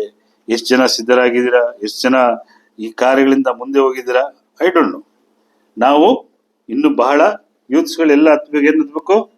ಇನ್ನು ಬಹಳ ಬೆಟ್ಟ ಹತ್ಬೇಕು, ಮರಳುಗಾಡು, ಸಮುದ್ರ ಎಲ್ಲ ಕಡೆ ನೀವೇನ್ ಮಾಡ್ಬೇಕು? ದಾಟಬೇಕು. ಏನಿದು ಬೆಟ್ಟ, ಸಮುದ್ರ, ಮರಳುಗಾಡು ಇದೆಲ್ಲ ಏನಿದು? ಜೀವನದಲ್ಲಿ ಸೈತಾನು ನಮಗೆ ಕೊಡುವಂತ ಶೋಧನೆಗಳು, ಕಷ್ಟಗಳು ಇವೆಲ್ಲವೂ ನಮ್ಮ ಜೀವನದಲ್ಲಿ ಬೆಟ್ಟ ತರ ಕಾಣಿಸ್ತದೆ. ಕೆಲವು ಸಾರಿ ಸಮುದ್ರ ತರ ಕಾಣಿಸುತ್ತೆ. ಸಮುದ್ರ, ಅಯ್ಯೋ ಇದೆಂಗಪ್ಪ ಈಜದು, ಆ ಕಡೆ ಆ ದಡಕ್ಕೆ ಹೋಗ್ಬೇಕು ಅಂದ್ರೆ ಏನಾಗ್ತೀವಿ ನಾವು? ಯೋಚನೆ ಮಾಡ್ತೀವಿ. ಈ ಬೆಟ್ಟ ಹೆಂಗಪ್ಪ ಹತ್ತೋದು ನಿಂತ್ಕೊಂಡಾಗ್ಲೇ ಯೋಚನೆ ಮಾಡ್ತೀವಿ. ಬಟ್ ನಮ್ಮ ಕಾಲ್ಗಳು ಚೆನ್ನಾಗಿದ್ರೆ ಸಮುದ್ರವನ್ನು ಈಜಬಹುದು, ಬೆಟ್ಟವನ್ನು ಹತ್ತಬಹುದು, ಎಲ್ಲಾ ಕಡೆ ಹೋಗ್ಬೋದು. ಯಾವ ಪಾದರಕ್ಷೆ ಅದು? ಸಮಾಧಾನವೆಂಬ ಮನಸ್ಸಿನ ಸ್ವಾರ್ಥೆಯ ಕರೆಗಳನ್ನು ಹೊತ್ತವರಾಗಿ ನಾವು ಸತ್ಯವನ್ನು ಧರಿಸ್ಕೊಳ್ಬಹುದು. ಒನ್ಸ್ ನಮ್ಮ ಕಾಲುಗಳು ಚೆನ್ನಾಗಿತ್ತು ಅಂದ್ರೆ ನಾವೆಲ್ಲ ಏನಾಗ್ಬೋದು? ಎಲ್ಲದರಲ್ಲೂ ಪರ್ಫೆಕ್ಟ್ ಆಗಿರುತ್ತೆ. ಕಾಲುಗಳು ಬಹಳ ಮುಖ್ಯ. ಸ್ಪಿರಿಚುವಲ್ ಪಾದರಕ್ಷೆ, ಆವಿಕೂರಿಯ ಪಾದರಕ್ಷೆ ரொம்ப ரொம்ப ಮುಖ್ಯ. ಮನಸ್ಸೆಂಬ ಕರಗಳು ಏನಾಗಿದೆ? ಕೆರೆಗಳು ಬಹಳ ಮುಖ್ಯ. ತೀತನಿಗೆ ಬರೆದ ಪತ್ರಿಕೆ 3ನೇ ಅಧ್ಯಾಯ 1ನೇ ವಾಕ್ಯವನ್ನು ನಾವು ಧ್ಯಾನಿಸೋಣ. ತೀತ 3ನೇ ಅಧ್ಯಾಯ 1ನೇ ವಾಕ್ಯ. ಅಧಿಪತಿಗಳಿಗೂ ಅಧಿಕಾರಿಗಳಿಗೂ ಅಧೀನರಾಗಿ ವಿಧೇಯರಾಗಿರಬೇಕೆಂದು ಸಕಲ ಸತ್ಕಾರ್ಯಗಳನ್ನು ಮಾಡುವುದಕ್ಕೆ ಸಿದ್ಧರಾಗಬೇಕು. ಓಕೆ, ಸಿದ್ಧ ಅಂದ್ರೆ ಏನು? ಈಗ ನಾವು 6:15 ಏನ್ ಹೇಳುತ್ತೆ? 6:15 ಸಿದ್ಧರಾಗಿರ್ಬೇಕು. ಪಾದರಕ್ಷೆಗಳನ್ನ ಧರಿಸಿಕೊಂಡು ಸಿದ್ಧರಾಗಿರ್ಬೇಕು. ಇದು ಸೆಕೆಂಡ್ ಲೈನ್ ಬರ್ತಾನೆ. ಏನ್ ಹೇಳ್ತಾರೆ ಅಂದ್ರೆ, ಅಧಿಪತಿಗಳಿಗೂ ಅಧಿಕಾರಿಗಳಿಗೂ ಅಧೀನರಾಗಿ ವಿಧೇಯರಾಗಿರಬೇಕೆಂತಲೂ ಸಕಲ ಸತ್ಕಾರ್ಯಗಳನ್ನು ಮಾಡುವುದಕ್ಕೂ ಸಿದ್ಧರಾಗಿರಬೇಕು. ನಾವೆಲ್ಲಿ ಕೆಲಸ ಮಾಡ್ತೀವಿ? ಬಹಳಷ್ಟು ಜನ ಕೆಲಸ ಮಾಡೋ ಜಾಗದಲ್ಲಿ ನಾವೇ ದೊಡ್ಡ ಇವ್ರು ಅಂತ ದಾದಾಗಿರಿ ಮಾಡ್ತಿರ್ತಾರೆ. ಯಾರಿಗೆ ವಿಧೇಯರಾಗಲ್ಲ? ಅವ್ರ ಅಧಿಕಾರಿಗಳಿಗೆ ವಿಧೇಯರಾಗಲ್ಲ. ಬಟ್ ಸತ್ಯವೇದ ಅದನ್ನೇನ್ ಕಲ್ಸ್ಕೊಟ್ಟಿಲ್ಲ, ಆತರ ಹೇಳ್ಕೊಟ್ಟಿಲ್ಲ. ನೀನ್ ಎಲ್ಲಿ ಕೆಲಸ ಮಾಡ್ತೀಯಾ, ನೀನ್ ಎಲ್ಲಿರ್ತೀಯಾ, ಅಲ್ಲಿ ಏನ್ ಮಾಡ್ಬೇಕಂತೆ? ಅಧಿಪತಿಗಳಿಗೂ ಅಧಿಕಾರಿಗಳಿಗೂ ಅಧೀನರಾಗಿ ವಿಧೇಯರಾಗಿರಬೇಕೆಂತಲೂ ಸಕಲ ಸತ್ಕಾರ್ಯಗಳನ್ನು ಮಾಡುವುದಕ್ಕೆ ಸಿದ್ಧರಾಗಬೇಕೆಂತಲೂ. ಒಂದು ಉದಾಹರಣೆ ಹೇಳ್ತೀನಿ. ಸುಮಾರು ಒಂದು 30 ವರ್ಷದ ಹಿಂದೆ ಒಬ್ಬ ಸಹೋದರರು ನನ್ನ ಹತ್ರ ಮಾತಾಡೋದು. 30 ವರ್ಷಗಳ ಹಿಂದೆ ನಿಜವಾಗಿ ನಡೆದ ಘಟನೆ. ಅವ್ರು ಏನ್ ಹೇಳಿದ್ರು ಅಂದ್ರೆ, ನಾನೊಂದು ಹೋಟ್ಲಿಗೆ ಹೋದೆ. ಏನೋದೆ? ಒಂದು ಹೋಟ್ಲಿಗೆ ಹೋದೆ, ಚೆನ್ನಾಗಿ ಮಸಾಲೆ ದೋಸೆ ತಿಂದೆ. ಈಚೆ ಬಿಲ್ ಕೊಡ್ಬೇಕಾದ್ರೆ ಅವನು ಯಾರು ಹೋಟ್ಲ್ ಓನರ್ ಬಂದು ಆಗ್ತಾನೆ, ಪೂಜೆ ಮಾಡ್ತಾನೆ. ಏನ್ ಮಾಡ್ತಾನೆ? ಅಲ್ಲಿ ಫೋಟೋ ಗೀಟೋಗೆಲ್ಲ ವಿಗ್ರಹ ಆರಾಧನೆ ಪೂಜೆ ಮಾಡ್ತಾನೆ. ಆಗ ಇವ್ರ ಮನ್ಸಲ್ಲಿ ಬಂತಂತೆ, ನಾನು ಯಾಕೆ ಈ ವಿಗ್ರಹ ಆರಾಧನೆಗೆ ನಾನು ದುಡ್ಡು ಕೊಡ್ಲಿ? ಇವನ್ ಯಾರು? ವಿಗ್ರಹ ಆರಾಧಕ. ಅವ್ನು ಸೈತಾನ ಪೂಜೆ ಮಾಡ್ತಾನೆ. ನಾನು ದುಡ್ಡು ಕೊಡ್ಲಿಲ್ಲ ಬ್ರದರ್, ನಾನು ಬಂದ್ಬಿಟ್ಟೆ ಬ್ರದರ್. ನಾನು ಹೇಳಿದೆ, ನಿನ್ ದುಡ್ಡು ಅವ್ನು ಪೂಜೆ ಮಾಡೋದಕ್ಕೆ ಕೊಡ್ತೀಯ, ನೀನ್ ತಿನ್ನೋದಕ್ಕೆ ಕೊಡ್ತೀಯ? ಈ ತರ ಏನಕ್ಕೆ ಕಾನ್ಸೆಪ್ಟ್ ಹೇಳ್ತೀನಿ ಅಂತ ಹೇಳಿದ್ರೆ, ಬಹಳಷ್ಟು ಜನ ಈ ರೀತಿ ಅವ್ರಿಗೇನಾಗಬೇಕು ಹಂಗಲ್ಲ. ನೀವು ಅಧಿಪತಿಗಳಿಗೆ ಏನಾಗಿ ಅಧೀನರಾಗಿ, ಅಧಿಕಾರಕ್ಕೆ ಅಧೀನರಾಗಿ, ಆಗ ಸಕಲ ಸತ್ಕಾರ್ಯಗಳನ್ನು ಮಾಡೋದಕ್ಕೂ ಸನ್ನದ್ಧರಾಗಿರ್ತೀರ. ಬಹಳಷ್ಟು ಜನ ನೀವು ಕೆಲಸ ಮಾಡೋ ಜಾಗದಲ್ಲಿ ಏನಾಗಿರ್ತೀರ? ರಿವೋಲ್ಟ್ ಆಗಿರ್ತೀರ. ರಿವೋಲ್ಟ್ ಆಗಿರ್ಬೇಡಿ. ಕೆಲಸ ಮಾಡೋ ಜಾಗದಲ್ಲಿ ಏನಾಗಿರ್ತೀರ? ರಿವೋಲ್ಟ್ ಆಗ್ತೀರಾ. ರಿವೋಲ್ಟ್ ಆಗ್ಬೇಡಿ. ಬೈಬಲ್ ಅದನ್ನ ಹೇಳ್ಕೊಟ್ಟಿಲ್ಲ ರೀ.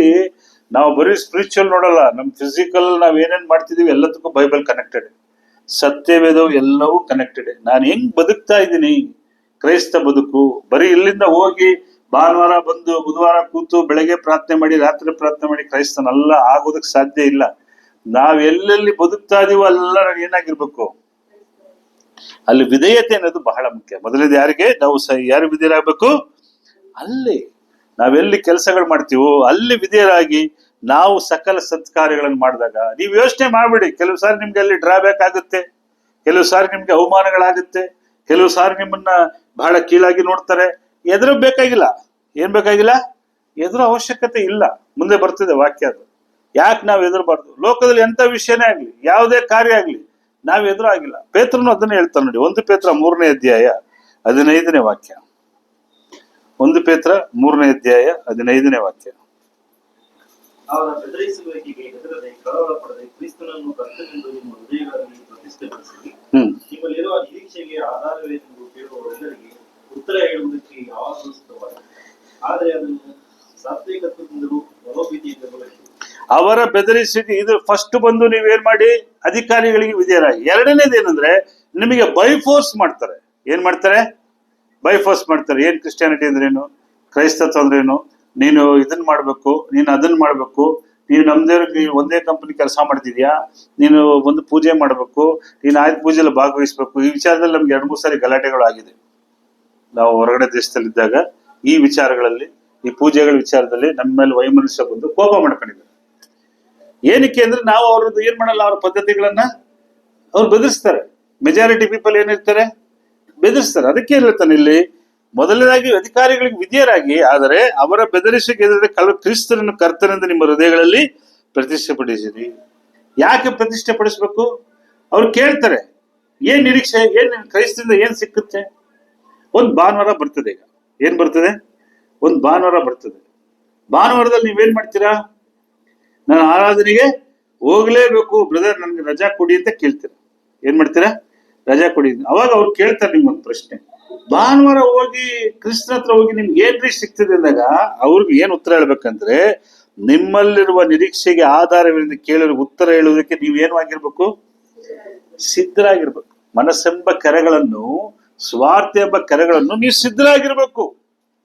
ಯಾರೋ ಒಂದು ಪ್ರಶ್ನೆ ಹಿಡಿದಾಗ ಏನೋ ನಮ್ಮ ಅಪ್ಪ ಹೋಯ್ತಾ ಇದ್ರು, ನಮ್ಮಮ್ಮ ಹೋಯ್ತಾ ಇದ್ರು, ನಾನು ಬರ್ತಾ ಇದ್ದೀನಿ ಅಂತ ಹೇಳಿದ್ರೆ ಹೆಂಗಿರ್ತದೆ? It's not. ಎಲ್ಲರೂ ಏನಾಗಿರ್ಬೇಕು? ರೆಡಿ ಆಗಿರ್ಬೇಕು. ಏನ್ ಭಾನುವಾರ ಹೋಗ್ತಿರಲ್ಲ, ಏನ್ ಭಾನುವಾರ ಅಂದ್ರೆ ನಿಮ್ಗೆ ಏನ್ ಸಿಕ್ಬಿಡ್ತದೆ? ಏನ್ ಚರ್ಚೆ ದುಡ್ಡು ಕೊಡ್ತಾರಾ? ಮತಾಂತರ ಮಾಡ್ತಾರಾ? ಹಣದ ಆಮಿಷ ಕೊಡ್ತಾರಾ? ಪ್ರಶ್ನೆಗಳು ಬರುತ್ತಾ ಬರಲ್ವಾ? ಕೇಳ್ತಾರೆ. ಈ ನಮ್ ಚಂದ್ರಣ್ಣ ಇದಾರೆ, ಚಂದ್ರಣ್ಣನಿಗೆ ಮನೆಯಲ್ಲ ಯಾರು ಅವ್ರ ಕಡೆ ಕೇಳ್ಬೋದು, ಏನ್ ಭಾನುವಾರ ಅಂದ್ರೆ ಕರೆಕ್ಟ್ ಆಗಿ ಚರ್ಚ್ಗೆ ಹೋಗ್ಬಿಡ್ತಿರಲ್ಲ, ಟೀ ಅಂಗಡಿ ಬಿಸ್ನೆಸ್ ಎಲ್ಲ ಯಾರು ಮಾಡೋದು ಅಂದಾಗ ನಿಮ್ಗೊಂದು option, you can say the gospel. ಇದು ನಿಮ್ಗೆ ಏನಾಗುತ್ತೆ ಅಂದ್ರೆ, ನಿಮಗೊಂದು ಆಪ್ಷನ್ ಆಗುತ್ತೆ ದೇವರ ಸುವಾರ್ತೆಯನ್ನು ಸಾರೋದಕ್ಕೆ. ನಾವು ಕೆಲಸ ಮಾಡುವ ಜಾಗಗಳಲ್ಲಿ, ನಾವಿರುವ ಸ್ಥಳಗಳಲ್ಲಿ ಅವರ ಬೆದರಿಸಿಗೆ ಎದುರದೆ ನಾವೇನ್ ಮಾಡ್ಬೇಕು? ಮಾಡ್ಬೇಕು. ಒಂದ್ಸಾರಿ ಎಲ್ಲ ಇಟ್ಬಿಟ್ಟಿದ್ದಾರೆ, ಆಯುಧ ಪೂಜೆಯಿಂದ ಎಲ್ಲ ಬೆದರಿಸಿಗೆ ಮಾಂಸ ಗಿಂಸ ಹೊಡೆದು ಎಲ್ಲ ಇಟ್ಟವ್ರೆ. ತಿನ್ನಿ ಅಂದ್ರೆ ನಾನು ತಿಂದಿಲ್ಲ, ಜಗಳ ಆಯ್ತು. ನಾವು ಒಂದ್ ಕಡೆ ಜಗಳ ಆಯ್ತು, ಒಂದು ಆರ್ಗ್ಯುಮೆಂಟ್ ಆಯ್ತು, ನಾವ್ ಎದುರ್ಲಿಲ್ಲ. ಅಂಡ್ ಫೈನಲಿ ನೆಕ್ಸ್ಟ್ ಯಾವ ಪೂಜೆಗೆ ಅವ್ರು ನಮ್ಮನ್ನ ಕರೆದಿಲ್ಲ. ನೆಕ್ಸ್ಟ್ ಏನ್ ಮಾಡಿದ್ರು ನಮ್ಗೆ? ಯಾವ ಪೂಜೆಗೆ ಅವ್ರು, ಯಾವ ಬುಡಪ್ಪ ಅವನು ಬರಲ್ಲ, ಅವನು ಬಹಳ ಒಂದು ಕ್ರೈಸ್ತ ಭಕ್ತಿ ಇರೋನು. ಅವಾಗ ಅವ್ರಿಗೆ ಮನ್ಸಲ್ಲಿ ಏನಾಗುತ್ತೆ? ನಾವೇನಾಗ್ಬಿಡ್ತೀವಿ ಅವ್ರ ಮನಸ್ಸಲ್ಲಿ? ಸಾಕ್ಷಿಗಳಾಗ್ಬಿಡ್ತೇವೆ. ಸೊ ನಾವುಗಳು ದೇವರ ವಿಚಾರದಲ್ಲಿ, ನಾವು ದೇವರನ್ನೇ, ನಿಮ್ಮಲ್ಲಿರುವ ನಿರೀಕ್ಷೆಗೆ ಆಧಾರ ಏನಂತ ಏನ್ ಹೇಳ್ತೀರಾ?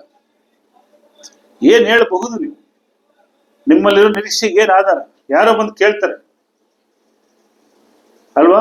யாரோ ஒன்று கேட்கறாங்க உங்களை, கிறிஸ்துக்குள்ள நீங்க நிலைச்சிருக்கிறதுக்கு உங்களுக்கு என்ன ஆதாரம் சொல்றப்ப சொல்ற வேண்டிய தகுதி முன்னாடி வாங்க, ಸಿಟ್ ಇಸ್ ದೇರ್. ಹೇಳಬೇಕಾದಂತ ಒಂದು ವಿಚಾರಕ್ಕೆ ನಾವೇನಾಗಿದ್ದೇವೆ? ಸಿದ್ಧರಾಗಿರ್ಬೇಕು. ಅರ್ಥ ಆಯ್ತಲ್ಲ? FS 6:15 ಮನಸ್ಸೆಂಬ ಕೆರೆಗಳನ್ನು ಸಿದ್ಧವಾಗಿರಿಸಿಕೊಂಡು ಸ್ವಾರ್ಥದಲ್ಲಿ ನೀವೇನಾಗಿರ್ಬೇಕು? ಸಿದ್ಧರಾಗಿರ್ಬೇಕು. ಇದೇ ಕಾರ್ಯಗಳನ್ನೇ ನಾವು ಮುಂದುವರಿಸಿ ನೋಡ್ಬೇಕಾದ್ರೆ ಮಾರ್ಕ 16:15 ನಮ್ ಗ್ರೇಟ್ ಕಮಾಂಡ್ಮೆಂಟ್ ಅದೇ ಕೊಟ್ಟಿರೋದು. ಮಾರ್ಕ 16:15 ಗ್ರೇಟ್ ಕಮಾಂಡ್ಮೆಂಟ್ ಏನ್ ಕೊಟ್ಟಿದೆ ನಮಗೆ?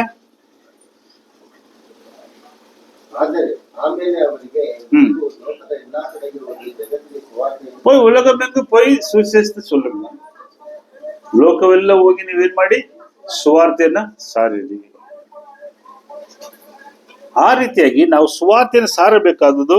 ಮತ್ತೆ ಅಪೊಸ್ತಲರ ಕೃತ್ಯ 1:8 ಏನ್ ಹೇಳುತ್ತೆ ನೋಡಿ.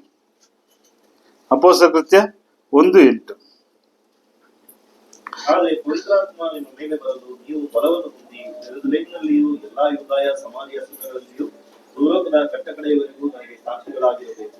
மார்க்ல சொல்றாரு சுவிசேஷத்தை சொல்லுங்க, அப்போஸ்தலர் நிருபத்துல சொல்றாரு நீங்க சாட்சிகளா இருக்க வேண்டும் என்று. இன்று நாம் எத்தனை பேர் சுவிசேஷத்தை சொல்லுகிறோம்? எத்தனை பேர் சாட்சியுள்ளவராக இருக்கிறோம்? எபேசு 6:15 மூலமாக இன்றைய உபதேசம் நடந்து கொண்டிருக்கிறது. எபேசு 6:15 வசனத்தை கொண்டு இன்றைய உபதேசம் நடந்து கொண்டிருக்கிறது. சமாதானத்தின் சுவிசேஷத்துக்குரிய ஆயுதம் என்ற பாதரட்சங்களை கால்களில் தொடரவும். சமாதானத்தின் சுவிசேஷம் என்கிற பாதரட்சம் நாம் தொடர்ந்து கொண்டு அது நம்ம கிட்ட இருக்கா? அதன்படி நாம் வாழ்ந்து கொண்டிருக்கிறோம். இந்த உபதேசனுடைய சட்டத்திட்டங்கள் நாம் பார்த்து கொண்டிருக்கிறோம். ಈಗ ಅಪೊಸ್ತಲಕೃತ್ಯ 1ನೇ ಅಧ್ಯಾಯ 8ನೇ ವಾಕ್ಯದಲ್ಲಿ ಹೇಳ್ತಾನೆ, ನೀವು ಸಾಕ್ಷಿಗಳಾಗಿರಿ. ಮಾರ್ಕದಲ್ಲಿ ಹೇಳ್ತಾನೆ, ನೀವು ಸರ್ವಲೋಕಕ್ಕೆ ಹೋಗಿ ಸುವಾರ್ತೆಯನ್ನು ಸಾರಿರಿ. ಮತ್ತಾಯ 28:19 ಹೇಳ್ತಾನೆ, ಏನ್ ಹೇಳ್ತಾನೆ? ತಂದೆ, ಮಗ, ಪರಿಶುದ್ಧಾತ್ಮನ ಹೆಸರಿನಲ್ಲಿ ದೀಕ್ಷಾ ಸ್ನಾನ ಮಾಡಿಸಿ, ನಾನು ಕಲಿಸಿದ್ದನ್ನೆಲ್ಲ ಅವ್ರಿಗೆ ಏನ್ ಮಾಡಿ? ಉಪದೇಶ ಮಾಡಿ. ಫಸ್ಟ್ ನೀವು ಹೋಗಿ ಸುವಾರ್ತೆ ಸಾರಿ. ಎರಡನೇದು ಸಾಕ್ಷಿಗಳಾಗಿರ್ರಿ. ಮೂರನೇದು ನಾನು ಕಲಿಸಿದ್ದನ್ನೆಲ್ಲ ಅವ್ನಿಗೆ ಏನ್ ಮಾಡಿ? ಉಪದೇಶ ಮಾಡಿ. ಇದಕ್ಕೆ ನಾವು ಸಿದ್ಧರಾಗಿದ್ದೇವ. நாம் சுவிசேஷத்தை சொல்ல வேண்டும், நாம் சாட்சிகளாக இருக்க வேண்டும். கிறிஸ்து நமக்கு கற்றுக் கொடுத்ததை மற்றவர்களுக்கு கற்றுக் கொடுக்க நான் தகுதியாக இருக்கிறேனா, இல்ல தயாராக இருக்கிறேனா? எபேசு 6ஆம் அதிகாரம் 15ஆம் வசனத்தில் கூறும்படி, நாம் சமாதானத்தை சூசித்துக்குரிய ஆயுதம் என்ற பாதரட்சை போட்டிருக்கிறோமா? அந்த பாதரட்சை சரியாக இருக்கிறதா? அந்த பாதரட்சை நாம் நடக்கும்படி இருக்கிறதா? அந்த பாதರಕ್ಷೆಯ ಮೂಲಕ ನಾವು ಇಂದು ಎತ್ತನೆ பேரை ಸಂಧಿಸಿ இந்த ಕಾರ್ಯங்களை சொல்லியிருக்கிறோம். ನಾವು ಎಷ್ಟು ಜನ ಈ ಕಾರ್ಯಗಳನ್ನ ನಾವು ಮಾಡಿದ್ದೇವೆ? ಕಳೆದು ಹೋದವರಿಗೆ ಎಷ್ಟು ಜನ ನಾವು ಸುವಾರ್ತೆ ಸಾರಿದ್ದೇವೆ? ಎಷ್ಟು ಜನಕ್ಕೆ ನಾವು ಹೋಗಿ ದೇವರ ವಾಕ್ಯಗಳನ್ನ ಹಂಚಿಕೊಳ್ತಾ ಇದ್ದೀವಿ? ನಮಗೆ ಸಮಯ ಇಲ್ಲ. ಏನ್ ಸಮಯ ಇಲ್ಲ? ನನಗೆ ಸಮಯ ಇಲ್ಲ. ನನ್ನ ಕುಟುಂಬದ ಸಮಸ್ಯೆಗಳನ್ನ ಪರಿಹಾರ ಮಾಡೋದಕ್ಕೆ ನನಗೇನಿಲ್ಲ. ಕೆಲವರು ಹೆಂಗೆ ಅಂದ್ರೆ, ಇವರು ಹೋಗಲ್ಲ, ಹೋಗೋರ್ನು ಬಿಡಲ್ಲ. ಆತರ ಬಹಳ ಜನ ಇದ್ದಾರೆ. சுவார்த்தைಗೆ இவரு ಹೋಗಲ್ಲ, ಹೋಗೋರ್ನು எல்லேன்னு ಹೋಯ್ತப்பா எங்கே அங்கேயே போற அது மாதிரி சொல்லியிருக்காங்களா அவங்க நிறைய பேர். சர்ச்சுங்கிற யாரும் சொல்லியிருக்காங்க போல, நீ போவாதவா சர்ச்சுக்குன்ட்டு அந்த பொண்ணுக்கு. சொல்றாங்களா? சொன்னா என்கிட்ட சொல்லு, ಯಾರನ್ನ சொன்னாங்க. ರೈಟ್. ನಾವು ಈ ಸ್ವಾರ್ಥ ಕಾರ್ಯಗಳ ನಾವು ಎಷ್ಟು ತೊಡ್ಕೊಂಡಿದ್ದೀವಿ? Priorities go to family first. ನಮ್ಮ ಪ್ರಯಾರಿಟಿ ಫಸ್ಟ್ ಯಾವುದು? ಫ್ಯಾಮಿಲಿ. நம்மளுடைய ப்ரையாரிட்டி ஃபர்ஸ்ட் ஃபேமிலி. என் குடும்பம், என் பிள்ளைகள், என் கணவன், இல்லை என் மனைவி, என் பிள்ளைகள், என் குடும்பம், அவளுக்கு அன்றாட ஆகாரம், அன்றாட சாப்பாடு, அன்றாட வாழ்க்கை. இதுல தான் நம்ம காலத்தை ஓட்டி ஏதோ சர்ச்சுக்கு வரோம், ஏதோ ஆராதனையில் பங்கேற்கிறோம். ஆனா இங்க சொன்ன 3 விஷயம் நாம் தொடர்ந்து பார்த்து கொண்டு வருகிறோம். நீங்க இந்த உலகத்தினுடைய அதிகாரிகளுக்கு கீழ்ப்படியுங்கள், உங்களை எதிர்க்கிறவர்களுக்கு நீங்க சித்தமாக இருங்கள். 3வது சுவிசேஷத்தை சொல்லுங்கள். 4வது சாட்சிகளாக இருங்கள். 5வது நீங்க இயேசு கிறிஸ்து சொன்ன உபதேசத்தை மற்றவர்களுக்கு கற்றுக் கொடுங்கள். இந்த காரியங்களில் தான் எபேசு 6ஆம் அதிகாரம் 15வது ವಚನ ನಮಗೆ ಮೆನ್ಷನ್ பண்ணுது. ಎಫೆಸ 6:15 ಇದೆಲ್ಲವನ್ನು ಕ್ರಮಬದ್ಧವಾಗಿ ಹೇಳ್ಕೊಂಡ್ ಬರುತ್ತೆ. ನೀವು ಅಧಿಕಾರಿಗಳಿಗೆ ವಿಧೇಯರಾಗಿರ್ರಿ, ನೀವು ಎಲ್ಲರ ಬೆದರಿಸಲಿಕ್ಕೆ ಎದುರಿಸಿದ ನೀವು ಅವರಿಗೆ ಮಾತನಾಡೋದಕ್ಕೆ ಸಿದ್ಧರಾಗಿರ್ರಿ, ನೀವು ಸುವಾರ್ತೆಯನ್ನು ಸಾರಿರಿ, ಏನು ಎಲ್ಲವನ್ನು ಮಾಡುತ್ತೆ. ಆ ರೀತಿಯಾಗಿ ಇರ್ಬೇಕಾದ್ರೆ ಬಹಳ ನನ್ನ ಪ್ರಿಯ ಸಹೋದರ ಸಹೋದರಿಯರೇ, ನಾವು ಮುಂಚೆ ಏನಾಗಿದ್ದು? முன்பு என்ன இருந்தோம்? நம்ம ரோமர் எழுத நிறுவம் 5ஆம் அதிகாரம் 6லிருந்து 10 வசனங்களை நாம் எடுத்துக்கொள்வோம். ರೋಮ 5ನೇ ಅಧ್ಯಾಯ 6ರಿಂದ 10ರವರೆಗೂ.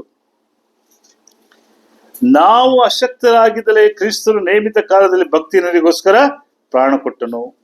ಯಾರಿಗೋಸ್ಕರ ಪ್ರಾಣ ಕೊಟ್ಟನು? ನಾವೇನಾಗಿದ್ದು? ನಾವು ಭಕ್ತಿಹೀನರಾಗಿದ್ದು ಇಲ್ವಾ? நாம் பலனற்றவர்களாக நமக்காக யார் உயிர் கொடுத்தாரு? ಕ್ರಿಸ್ತು ಉಯಿರ್ ಕೊಡ್ತಾರೆ. ನೆಕ್ಸ್ಟ್ ನೀತಿವಂತನಿಗೋಸ್ಕರ ಯಾರಾದರೂ ಪ್ರಾಣ ಕೊಡೋದು ಅಪಕಾರ, ಉಪಕಾರಿಗೋಸ್ಕರ ಪ್ರಾಣ ಧೈರ್ಯ. ಆದರೂ 8வது ವಚನ, ನಾವು ಪಾಪಿಗಳಾಗಿದ್ದಾಗಲೂ ಕ್ರಿಸ್ತು ನಮಗೋಸ್ಕರ ಪ್ರಾಣ ಕೊಟ್ಟದರಲ್ಲಿ ದೇವರು ತನ್ನ ಮೇಲಿರುವ ಪ್ರೀತಿಯನ್ನು ಸಿದ್ಧಾಂತ ಪಡಿಸಿದ್ದಾನೆ. ನಾವು ಪಾಪಿಗಳಾಗಿದ್ದಾವ, ನಾವು ಭಕ್ತಿಹೀನರಾಗಿದ್ದು, ನಮಗೋಸ್ಕರ ಯಾರು ನಮ್ಮನ್ನ ಕಾಪಾಡಿದ್ದು? ದೇವರು ಸಮಾಧಾನ ಮಾಡಿ, ಕ್ರಿಸ್ತನ ಸಮಾಧಾನ ಮಾಡಿದ್ದಾನೆ. நாம் பாவிகளாக பக்தியற்றவர்களாக பக்திஹீனர்களாக உலகத்தில் நாம் கடைகணிக்கப்பட்டிருந்தோம். இப்பேற்பட்ட நம்மை தேவனோட ஒன்றாக சேர வேண்டும் என்று கிறிஸ்து தன்னுடைய சுய ரத்தத்தை சிந்தி நம்மை ஒன்று சேர்த்திருக்கிறார். நாம மட்டும் கேட்டுக்கிட்டோம், நாம மட்டும் ரசிக்கப்பட்டோம், நாம மட்டும் நல்லாயிட்டோம், சந்தோஷம். கர்த்தருக்கு ஸ்தோத்திரம். ವಾರத்துல ஒரு நாள் வர நான் ಕಾಣಿಕೆ போடுறேன். ವಾರಕ್ಕೆ ಒಂದು ದಿವಸ ನಾನು ಬರ್ತೀನಿ, ಕಾಣಿಕೆ ಹಾಕ್ತೀನಿ, ಹೋಗ್ತೀನಿ. ದೇವರು ನನ್ನನ್ನು ರಕ್ಷಿಸಿದ್ದಾನೆ, ಸಾಕ? It is the Christianity life. இல்லையா? ரோமர் 5:1 என்ன சொல்லுது பாருங்க. ரோம 5:1, ಈಗಿರಲಾಗಿ ನಾವು ನಂಬಿಕೆಯಿಂದ ನೀತಿವಂತರಾದ ಕಾರಣ ನಮ್ಮ ಕರ್ತನಾದ ಯೇಸು ಕ್ರಿಸ್ತರ ಮೂಲಕ ದೇವರೊಂದಿಗೆ ಉಂಟಾದ ಸಮಾಧಾನದಲ್ಲಿ ಇರೋಣ.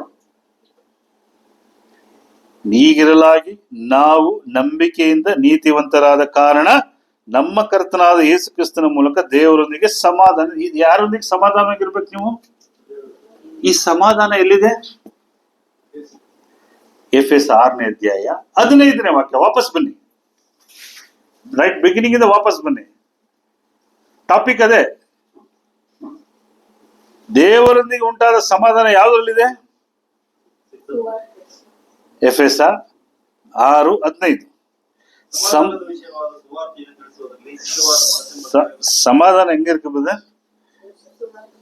சுவார்த்தையல்ல, சுவார்த்தை எழுதுறல்ல.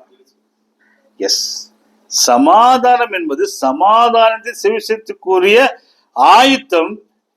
என்ன இருக்கணும்? ಆಯುತ್ತಂ. ತಮಿಳ ಆಯುತ್ತಂ சொல்லுது, ಕನ್ನಡದಲ್ಲಿ ಸುವಾರ್ತೆ. ಈ ಸಮಾಧಾನದ ಸುವಾರ್ತೆ ವಿಶ್ವಾಸ ಎಲ್ಲಿಟ್ಟಿದ್ದಾನೆ ದೇವರು? சமாதானம் எல்லிட்டுதானே? சுவார்த்தை எல்லிட்டுதானே? இந்த சுவிசேஷத்தில் தேவன் தன்னுடைய சமாதானத்தை வைத்திருக்கிறார். அதை கொண்டு நாம் ஆயத்தமாக வேண்டும். அதுதான் இங்க சொல்றாரு. நாம ரோமர் 5:1 சொல்லுகிறார், தேவனோடு நாம யார் கூட சமாதானம் இருக்கணும்? நம்ம எங்க இருக்கணும்? இதுக்குள்ள இருக்கணும். இதுக்குள்ள இல்லாம நம்ம உலகத்துல இருந்தோம்னா நம்முடைய சமாதானம் என்ன ஆயிடுது? போயிடுது. ಸಮಾಧಾನத்தின் ಪಾದರಕ್ಷೆ போய்கிறது. ಸಮಾಧಾನ ಪಾದರಕ್ಷೆಯು ಕೆರಗಳು ಏನಾಗ್ಬಿಡ್ತದೆ? ಕೆಟ್ಟೋಗ್ಬಿಡ್ತದೆ ಅಲ್ವಾ? ಆದ್ದರಿಂದ ನಾವು ದೇವರೊಂದಿಗಿದ್ದಾಗ ಏನಾಗುತ್ತೆ? ಆ ಪಾದರಕ್ಷೆಗಳು ಸುವಾರ್ತೆ ಇದ್ದಾಗ ನಿಮ್ಮಲ್ಲಿ ಏನಾಗುತ್ತೆ? ಸ್ಟ್ರಾಂಗ್ ಆಗಿರ್ತೀರ. ಚಪ್ಪಲಿ ಕಿತ್ತೋದು ಏನಾಗುತ್ತೆ? செருப்பு கிழிச்சு என்ன ஆயிடுது? கால் அறுத்துரும், கால் முள்ளு குத்தோ எல்லாம் பண்ணும். அப்போ நம்ம சமாதான சுவிசேஷத்தின் அந்த பாதரட்சை கிழிந்து போனால் அது சரியில்லைனாக்கா பிசாசானவன் கல்லை கொடுப்பான், முள்ளை கொடுப்பான், எல்லாம் கொடுப்பான், எல்லா சோதனையும் தொடர்ந்து கொடுத்துக்கிட்டே இருப்பான். நீ போ, எங்க வரைக்கும் போறப்போ. அப்போ பிசாசானுடைய சோதனை தப்பிக்க வேண்டும் என்றால் சமாதானத்தின் சுவிசேஷமாகிய பாதரட்சை நம்ம கிட்ட ரொம்ப ஸ்ட்ராங்கா இருக்கு. கொலேசியர் 1ஆம் அதிகாரம் 21-22. கொலேசியர் 1ನೇ ಅಧ್ಯಾಯ 21-22. ಇದಲ್ಲದೆ ನೀವು ಇಂದಿನ ಕಾಲದಲ್ಲಿ ಅನ್ಯರು ದುಷ್ಕೃತ್ಯಗಳನ್ನು ಮಾಡುವವರಾಗಿ ದ್ವೇಷ ಮನಸ್ಸುಳ್ಳವರು ಆಗಿದ್ದು, ಆತನು ನಿಮ್ಮನ್ನು ಸಹ ತನ್ನ ಕುಮಾರನ ಸ್ಥೂಲ ದೇಹದಲ್ಲಿ ಉಂಟಾದ ಮರಣದ ಮೂಲಕ ಈಗ ಸಂಧಾನಪಡಿಸಿಕೊಂಡಿದ್ದಾನೆ ಮತ್ತು ನಿಮ್ಮನ್ನು ಪರಿಶುದ್ಧರನ್ನಾಗಿಯೂ ನಿರ್ದೋಷಿಗಳನ್ನಾಗಿಯೂ ನಿರಪರಾಧಿಗಳನ್ನಾಗಿಯೂ ತನ್ನ ಸನ್ನಿಧಿಯಲ್ಲಿ ನಿಲ್ಲಿಸಬೇಕೆಂದಿದ್ದಾನೆ. இந்த ಎರಡೂ ವಾಕ್ಯಗಳನ್ನ ಚೆನ್ನಾಗಿ ಗಮನಿಸಿ. ಎರಡೂ ವಾಕ್ಯಗಳು ನೋಡ್ಬೇಕಾದ್ರೆ ನಾವು ಇಂದಿನ ಕಾಲದಲ್ಲಿ ದುಷ್ಕೃತ್ಯವೂ ದ್ವೇಷ ಮನಸ್ಸುಳ್ಳವರು ಆಗಿದ್ದು, ಈಗ ತನ್ನ ಕುಮಾರನ ಸ್ಥೂಲ ದೇಹದಲ್ಲಿ ಉಂಟಾದ ಮರಣದ ಮೂಲಕ ಸಂಧಾನ ಪಡಿಸಿ. ಯಾರ ಮುಖಾಂತರ ಸಂಧಾನ ಆಗಿದ್ದೀರಾ? ಕ್ರಿಸ್ತನ ಮರಣ ಮುಖಾಂತರ ಯಾರ ಜೊತೆ ಸಂಧಾನ ಆಗಿದ್ದೀರಾ? ದೇವರೊಂದಿಗೆ ಸಂಧಾನ ಆಗಿದ್ದೀರಾ. ಮತ್ತೆ ನಿಮ್ಮನ್ನು ಯಾವ ರೀತಿ ನಿಲ್ಲಿಸ್ಬೇಕಂತ ಅಲ್ಲಿ? ಪರಿಶುದ್ಧರನ್ನಾಗಿಯೂ ನಿರ್ದೋಷಿಗಳನ್ನಾಗಿಯೂ ನಿರಪರಾಧಿಗಳು ತನ್ನ ಸನ್ನಿಧಿ ನಿಲ್ಲಿಸಬೇಕು. ನಾವು ಅಲ್ಲಿ ಆ ರೀತಿ ನಿಂತ್ಕೋಬೇಕಂದ್ರೆ ಈ ಬದುಕಿನ ಕಾಲದಲ್ಲಿ ನಮ್ಮ ಕಾಲುಗಳು ಹೆಂಗಿರ್ಬೇಕು? ಓಡ್ಬೇಕಲ್ವಾ? ನಡಿಬೇಕಲ್ವಾ? ಜೀವನ ಸಾಗಿಸ್ಬೇಕಲ್ವಾ? ಪಾದರಕ್ಷೆ ನಮ್ಮಲ್ಲಿ ಸುವಾರ್ತೆ ಎಂಬ ಪಾದರಕ್ಷೆ ಚೆನ್ನಾಗಿರ್ಬೇಕು. ನಾವು ಒಂದು ವೇಳೆ ನಮ್ಮ ಪಾದರಕ್ಷೆನ ಬಿಟ್ಟು ನಾವು ಎಲ್ಲ ಕಾಲು ಓಡದೇನೆ ಬಿದ್ದು ಬಿಟ್ರೆ ಏನಾಗ್ಬಿಡ್ತೀವಿ? ಅಲ್ಲಿ ನಿಂತ್ಕೊಳಕ್ಕಾಗಲ್ಲ. ಈ ಸಮಾಧಾನ ಎಂಬ ಸುವಾರ್ತೆ ನಮ್ಮನ್ನ ಎಲ್ಲಿ ತಂದು ನಿಲ್ಲಿಸ್ಬೇಕು?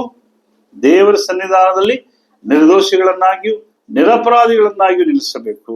22வது வசனத்தை நாம் பார்க்கும் போது, நீங்கள் கேட்ட சுவிசேஷத்தினால் உண்டாகும் நம்பிக்கையை விட்டு அசையாமல் ஸ்திரமாய உறுதியாக விசுவாசத்திலே நிலைத்திருக்க வேண்டும்.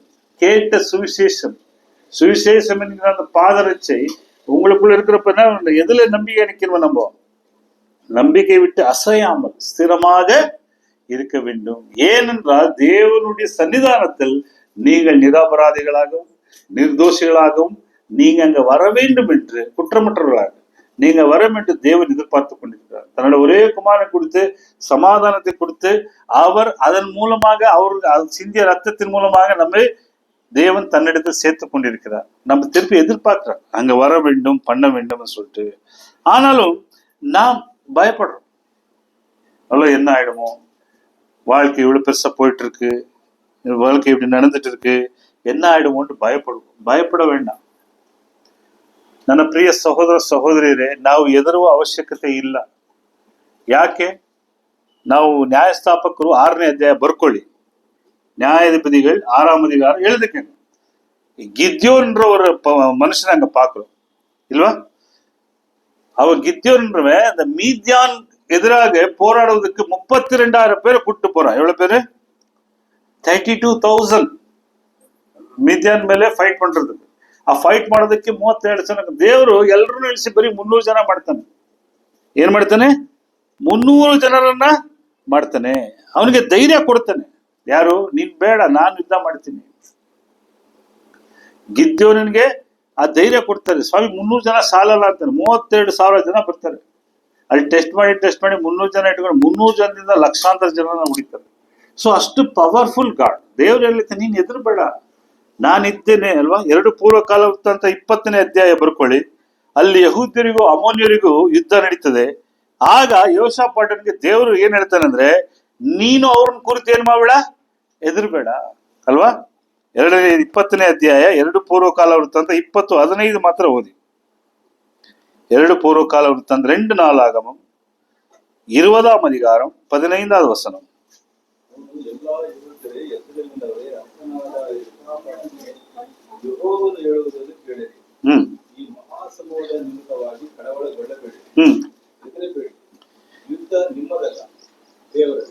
யுத்த நிம்மதல்ல, யுத்த தேவரது.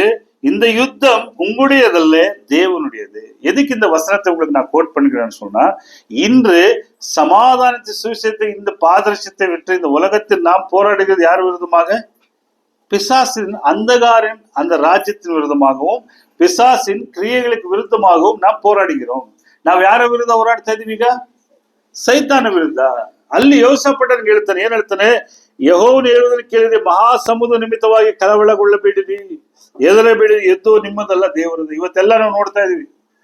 ಕುಂಭಮೇಳಕ್ಕೆ ಹೋದ ಲಕ್ಷಾಂತರ ಜನ, ಮೊನ್ನೆ ಆಷಾಢ ಚಾಮುಂಡಿ ಬೆಟ್ಟದಲ್ಲಿ ಲಕ್ಷಾಂತರ ಜನ. ನಮ್ ನೋಡಿದ ತಕ್ಷಣ ಏನಾಗುತ್ತೆ? ಏನಪ್ಪಾ ಇಷ್ಟು ಜನ ಹೋಯ್ತಾರಲ್ಲ, ಆಗ ನಾವು ವೇಸ್ಟಾ?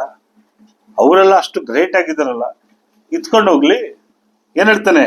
ಆ ಮಹಾ ಸಮೂಹದ ನಿಮಿತ್ತ ಕಳವಳಗೊಳ್ಳಬೇಡಿರಿ, யுத்தವು ನಿಮ್ಮದಲ್ಲ, ಯಾರ್ದು? தேவரது. இன்னைக்கு கூட உங்க வாழ்க்கையில இந்த ஏன் இது சொல்ல வருகிறேன்? இந்த உலகத்தில் இன்னைக்கு பெரும்பாலான ஜனங்கள், பெரும்பாலான மகா சமூகம் பின்பற்ற போகிறது பிசாசத்தான்.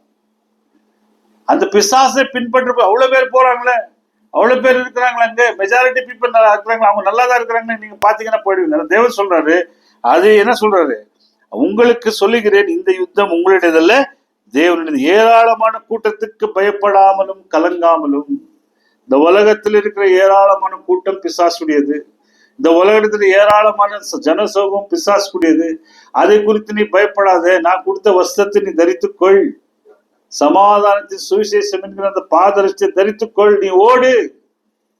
உனக்காக யார் ஃபைட் பண்றாரு? ದೇವರು ಅಲ್ಲೇ.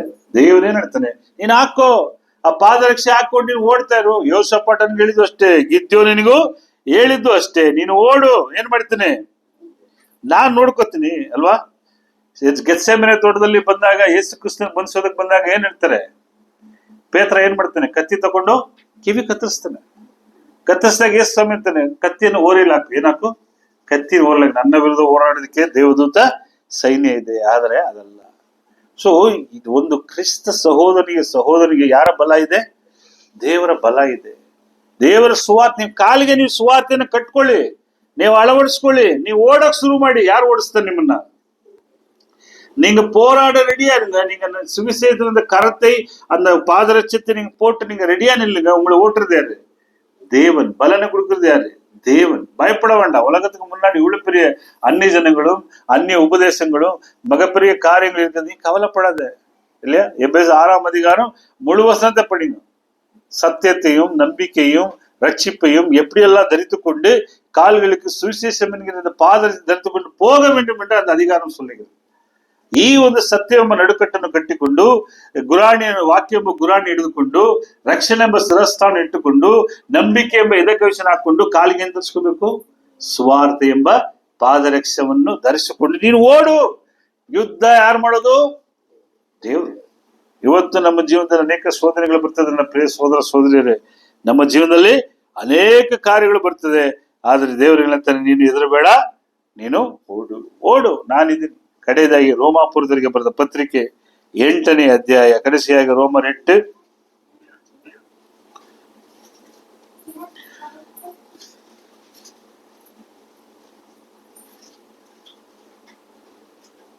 31 எழுதி வச்சுக்கோங்க, படிக்க வேண்டாம். 31ರಿಂದ 39, 31 to 39. ಹಾಗಾದರೆ ಈ ವಿಷಯಗಳಲ್ಲಿ ನಾವು ಏನು ಹೇಳೋಣ? ದೇವರು ನಮ್ಮ ಕಡೆ ಇದ್ದರೆ ನಮ್ಮನ್ನು ಎದುರಿಸುವವರು ಯಾರು? தேவன் நம்முடைய பட்சத்தில் இருந்தால் நமக்கு விரோதமா இருப்பவன் யார்? தேவன் உங்க கூட இருந்தானாக்கா உங்களுடைய சுவிசேஷ வாழ்க்கை நல்லா இருக்கும். தேவன் உங்களோடு இருந்தா உங்களுடைய ஆவிக்குரிய வாழ்க்கை நல்லா இருக்கும். தேவன் உங்களோடு இருந்தால் உங்க குடும்ப வாழ்க்கை நல்லா இருக்கும். நிறைய பேருக்கு குடும்ப வாழ்க்கை நல்லா இல்லை, நிறைய பேருக்கு ஆவிக்குரிய வாழ்க்கை நல்லா இல்லை, நிறைய பேருக்கு செய்யற வேலையே நல்லா இல்லை. ஏன் நல்லா இல்லை? ஏன் சமாதானம் இல்லை? ஏன் சந்தோஷம் இல்லை? ஏன் இல்லை? யாரும் இல்லைங்க, தேவன் இல்லை. நான் சொல்றாரு, தேவன் நம்முடைய பட்சத்து, நம்ம கூட யார் இருந்தா நல்லது. இதுதான் மிகப்பெரிய ஆயுதம். நம்ம கூட யார் இருக்கணும்? ஆனா நம்ம கூட நம்ம சோகமும், நம்ம கஷ்டமும், நம்ம துக்கமும், நம்ம வெறுப்பு இதுதான் ரொம்ப கிடைக்கும். ಅದೆಲ್ಲ ತೂಕಿ இப்படி போட்டுறணும். ಅದೆಲ್ಲವನ್ನು ತೆಗೆದು ಬಿಸಾಕಿ, ಅದೆಲ್ಲವನ್ನು ತೆಗೆದು ದೇವರನ್ನು ನೀವು ಏನ್ ಮಾಡಿ? ಧರಿಸಿಕೊಳ್ಳಿ. ದೇವರ ವಾಕ್ಯವನ್ನು ನೀವು ಧರಿಸಿಕೊಳ್ಳಿ. ಅವಾಗ ನಿಮ್ಮನ್ನು ಎದುರಿಸೋರು ಯಾರು ಎದುರಿಸೋದು ತುಂಬಾ ಕಷ್ಟ. ದೇವರು ನಿಮ್ಮ ಪಕ್ಷದಲ್ಲಿದ್ದರೆ ನಿಮ್ಮನ್ನು ಎದುರಿಸೋದಕ್ಕೆ ತುಂಬಾ ಕಷ್ಟ. தேவன் உங்க பட்சத்தில் இருந்தால் உங்களை எதிர்க்கிறது ரொம்ப கஷ்டம். யாருக்கு? பிசாசு தான் எதிர்க்கிறான். ஒண்ணு குடும்பத்துல பிரச்சனை கொண்டு வருவான், ஒரு சோதனை கொண்டு வருவான், எப்படியாவது ஒரு பிரச்சனை கொண்டு வந்து அவனுக்கு போடணும். இவன் புருஷ பொண்டாட்டி நல்லா இருக்கிறது யாரும் பிடிக்கிறது இல்லை? பிசாசு பிடிக்கும். இந்த குடும்ப சர்ச்சைக்கு போறது யாரும் பிடிக்கிறது இல்லை? பிசாசை பிடிக்கிறது இல்லை. இந்த குடும்பம் நாசமா போறதுல யாருக்கு சந்தோஷம்? பிசாசுக்கு. அவன் தான் எல்லாம் பண்ணிட்டே இருப்பான். ஆனா நீங்க யார் பட்சத்தில் இருக்கணும்? நீங்க தேவனுடைய பட்சத்தில் இருக்க வேண்டும். நம்பிக்கை என்கிற அந்த ஒரு கவசத்தையும், நம்பிக்கை என்ற தேவனுடைய பட்டயத்தையும், சத்தியம் என்ற அந்த நடுக்கட்டை கட்டிக்கொண்டு நாம் சமாதானம் என்கிற அந்த ಪಾದರಕ್ಷೆ ಧರಿತು ಕೊಂಡು ನಾವು ಓಡಿಕೊಂಡೇ ಇರಬೇಕು. ನಾವು ಓಡ್ತಾ ಇರಬೇಕು. ಪಾದರಕ್ಷೆ ಹಾಕೊಂಡು ನಾವು ಓಡ್ತಾ ಇರಬೇಕು. ದೇವರು ನಮ್ಮಲ್ಲಿ ಇದ್ದಲ್ಲಿ ನಮ್ಮನ್ನು ಎದುರಿಸುವವರು ಅಲ್ವಾ? 33ನೇ ವಾಕ್ಯ ಏನ್ ಹೇಳ್ತಾ ನೋಡಿ, 33. ದೇವರು ಆದುಕೊಂಡವರ ಮೇಲೆ ಯಾರು ತಪ್ಪುರಿಸೋರು? ದೇವರೇ ನಮ್ಮನ್ನು ನೀತಿವಂತರನ್ನು ನಿರ್ಣಯಿಸುತ್ತಾನೆ. ಯಾರೇನ್ ಬೇಕಾದ್ರೆ ನಿಮ್ ಬಗ್ಗೆ ಹೇಳಿ, ನಿಮ್ಮನ್ನ ನೀತಿವಂತರು ನಿರ್ಣಯಿಸೋದು ಯಾರು? ದೇವರು. ದೇವ್ರ ಮಾತಿಗೆ ನೀವು ಬೆಲೆ ಕೊಡಿ. ಮನುಷ್ಯ ಇನ್ನೇನು ಅಂತಾನೆ, ಇವತ್ತು ಅಂತಾನೆ, ನಾಳೆ ಇನ್ನೊಂದು ಹೇಳ್ತಾನೆ ಅಲ್ವಾ? மனுஷன் ಎಂತ நாளைக்கு மனுஷன் இன்னைக்கு ஒன்று சொல்லணும், நாளைக்கு ஒன்று சொல்லுவான். அதை பத்தி கவலைப்படாதீங்க. ஆனா யாரை பத்தி சொல்லணும்? நம் நீதிமான்களாக நம்மை நிர்ணயிக்கிறவர் யார்? தேவன். நீங்க அவருக்கு பயந்து, அவர் வசனத்துக்கும் அவர் சத்தியத்துக்கும் கீழ்ப்படிந்து நடித்தா நம்ம என்ன நினைச்சுக்கிறோம்? நம்ம என் பொண்டாட்டி என்ன நல்லவன் சொன்னா ரொம்ப சந்தோஷம். என்ன பிரதர்? என் பொண்டாட்டி என்ன நல்லவன் சொல்லிட்டாக்கா எனக்கு ரொம்ப சந்தோஷம். கெட்டவன் சொல்லிட்டாக்கா? நல்லவன் அவ்வளவு சீக்கிரம் சொல்ல மாட்டாங்க, அது வேற விஷயம். அவ்வளவு சீக்கிரம் சொல்ல மாட்டாங்க. யாரும் நம்மள நல்லவன்ட்டு அவ்வளவு சீக்கிரம் சொல்ல மாட்டாங்க. ಯಾರು சொல்ல மாட்டாங்க, ಯಾರು ಹೇಳಲ್ಲ. ಆದ್ರೆ ನಮ್ಮನ್ನ ನೀತಿವಂತರೆಂದು ಯಾರು ಹೇಳ್ತಾರೆ? ದೇವರು ನಮ್ಮನ್ನ ನೀತಿವಂತರೆಂದು ನಿರ್ಣಯಿಸಿಕೊಂಡವನಾಗಿದೆ. ನಮ್ಮ ನಿರ್ಣಯ ಮಾಡೋದು ಯಾರು? ನಾನು ಒಳ್ಳೆಯವನ ಕೆಟ್ಟವಂತ? நாம் நல்லவர்களோ நீதிமான்களோ நிர்ணயிப்பது யார்? தேவன் இல்லையா? ஆகலால் நாம் என்ன பண்ணணும்? Be careful. நாம எதை குறித்து கவலைப்பட வேண்டாம்.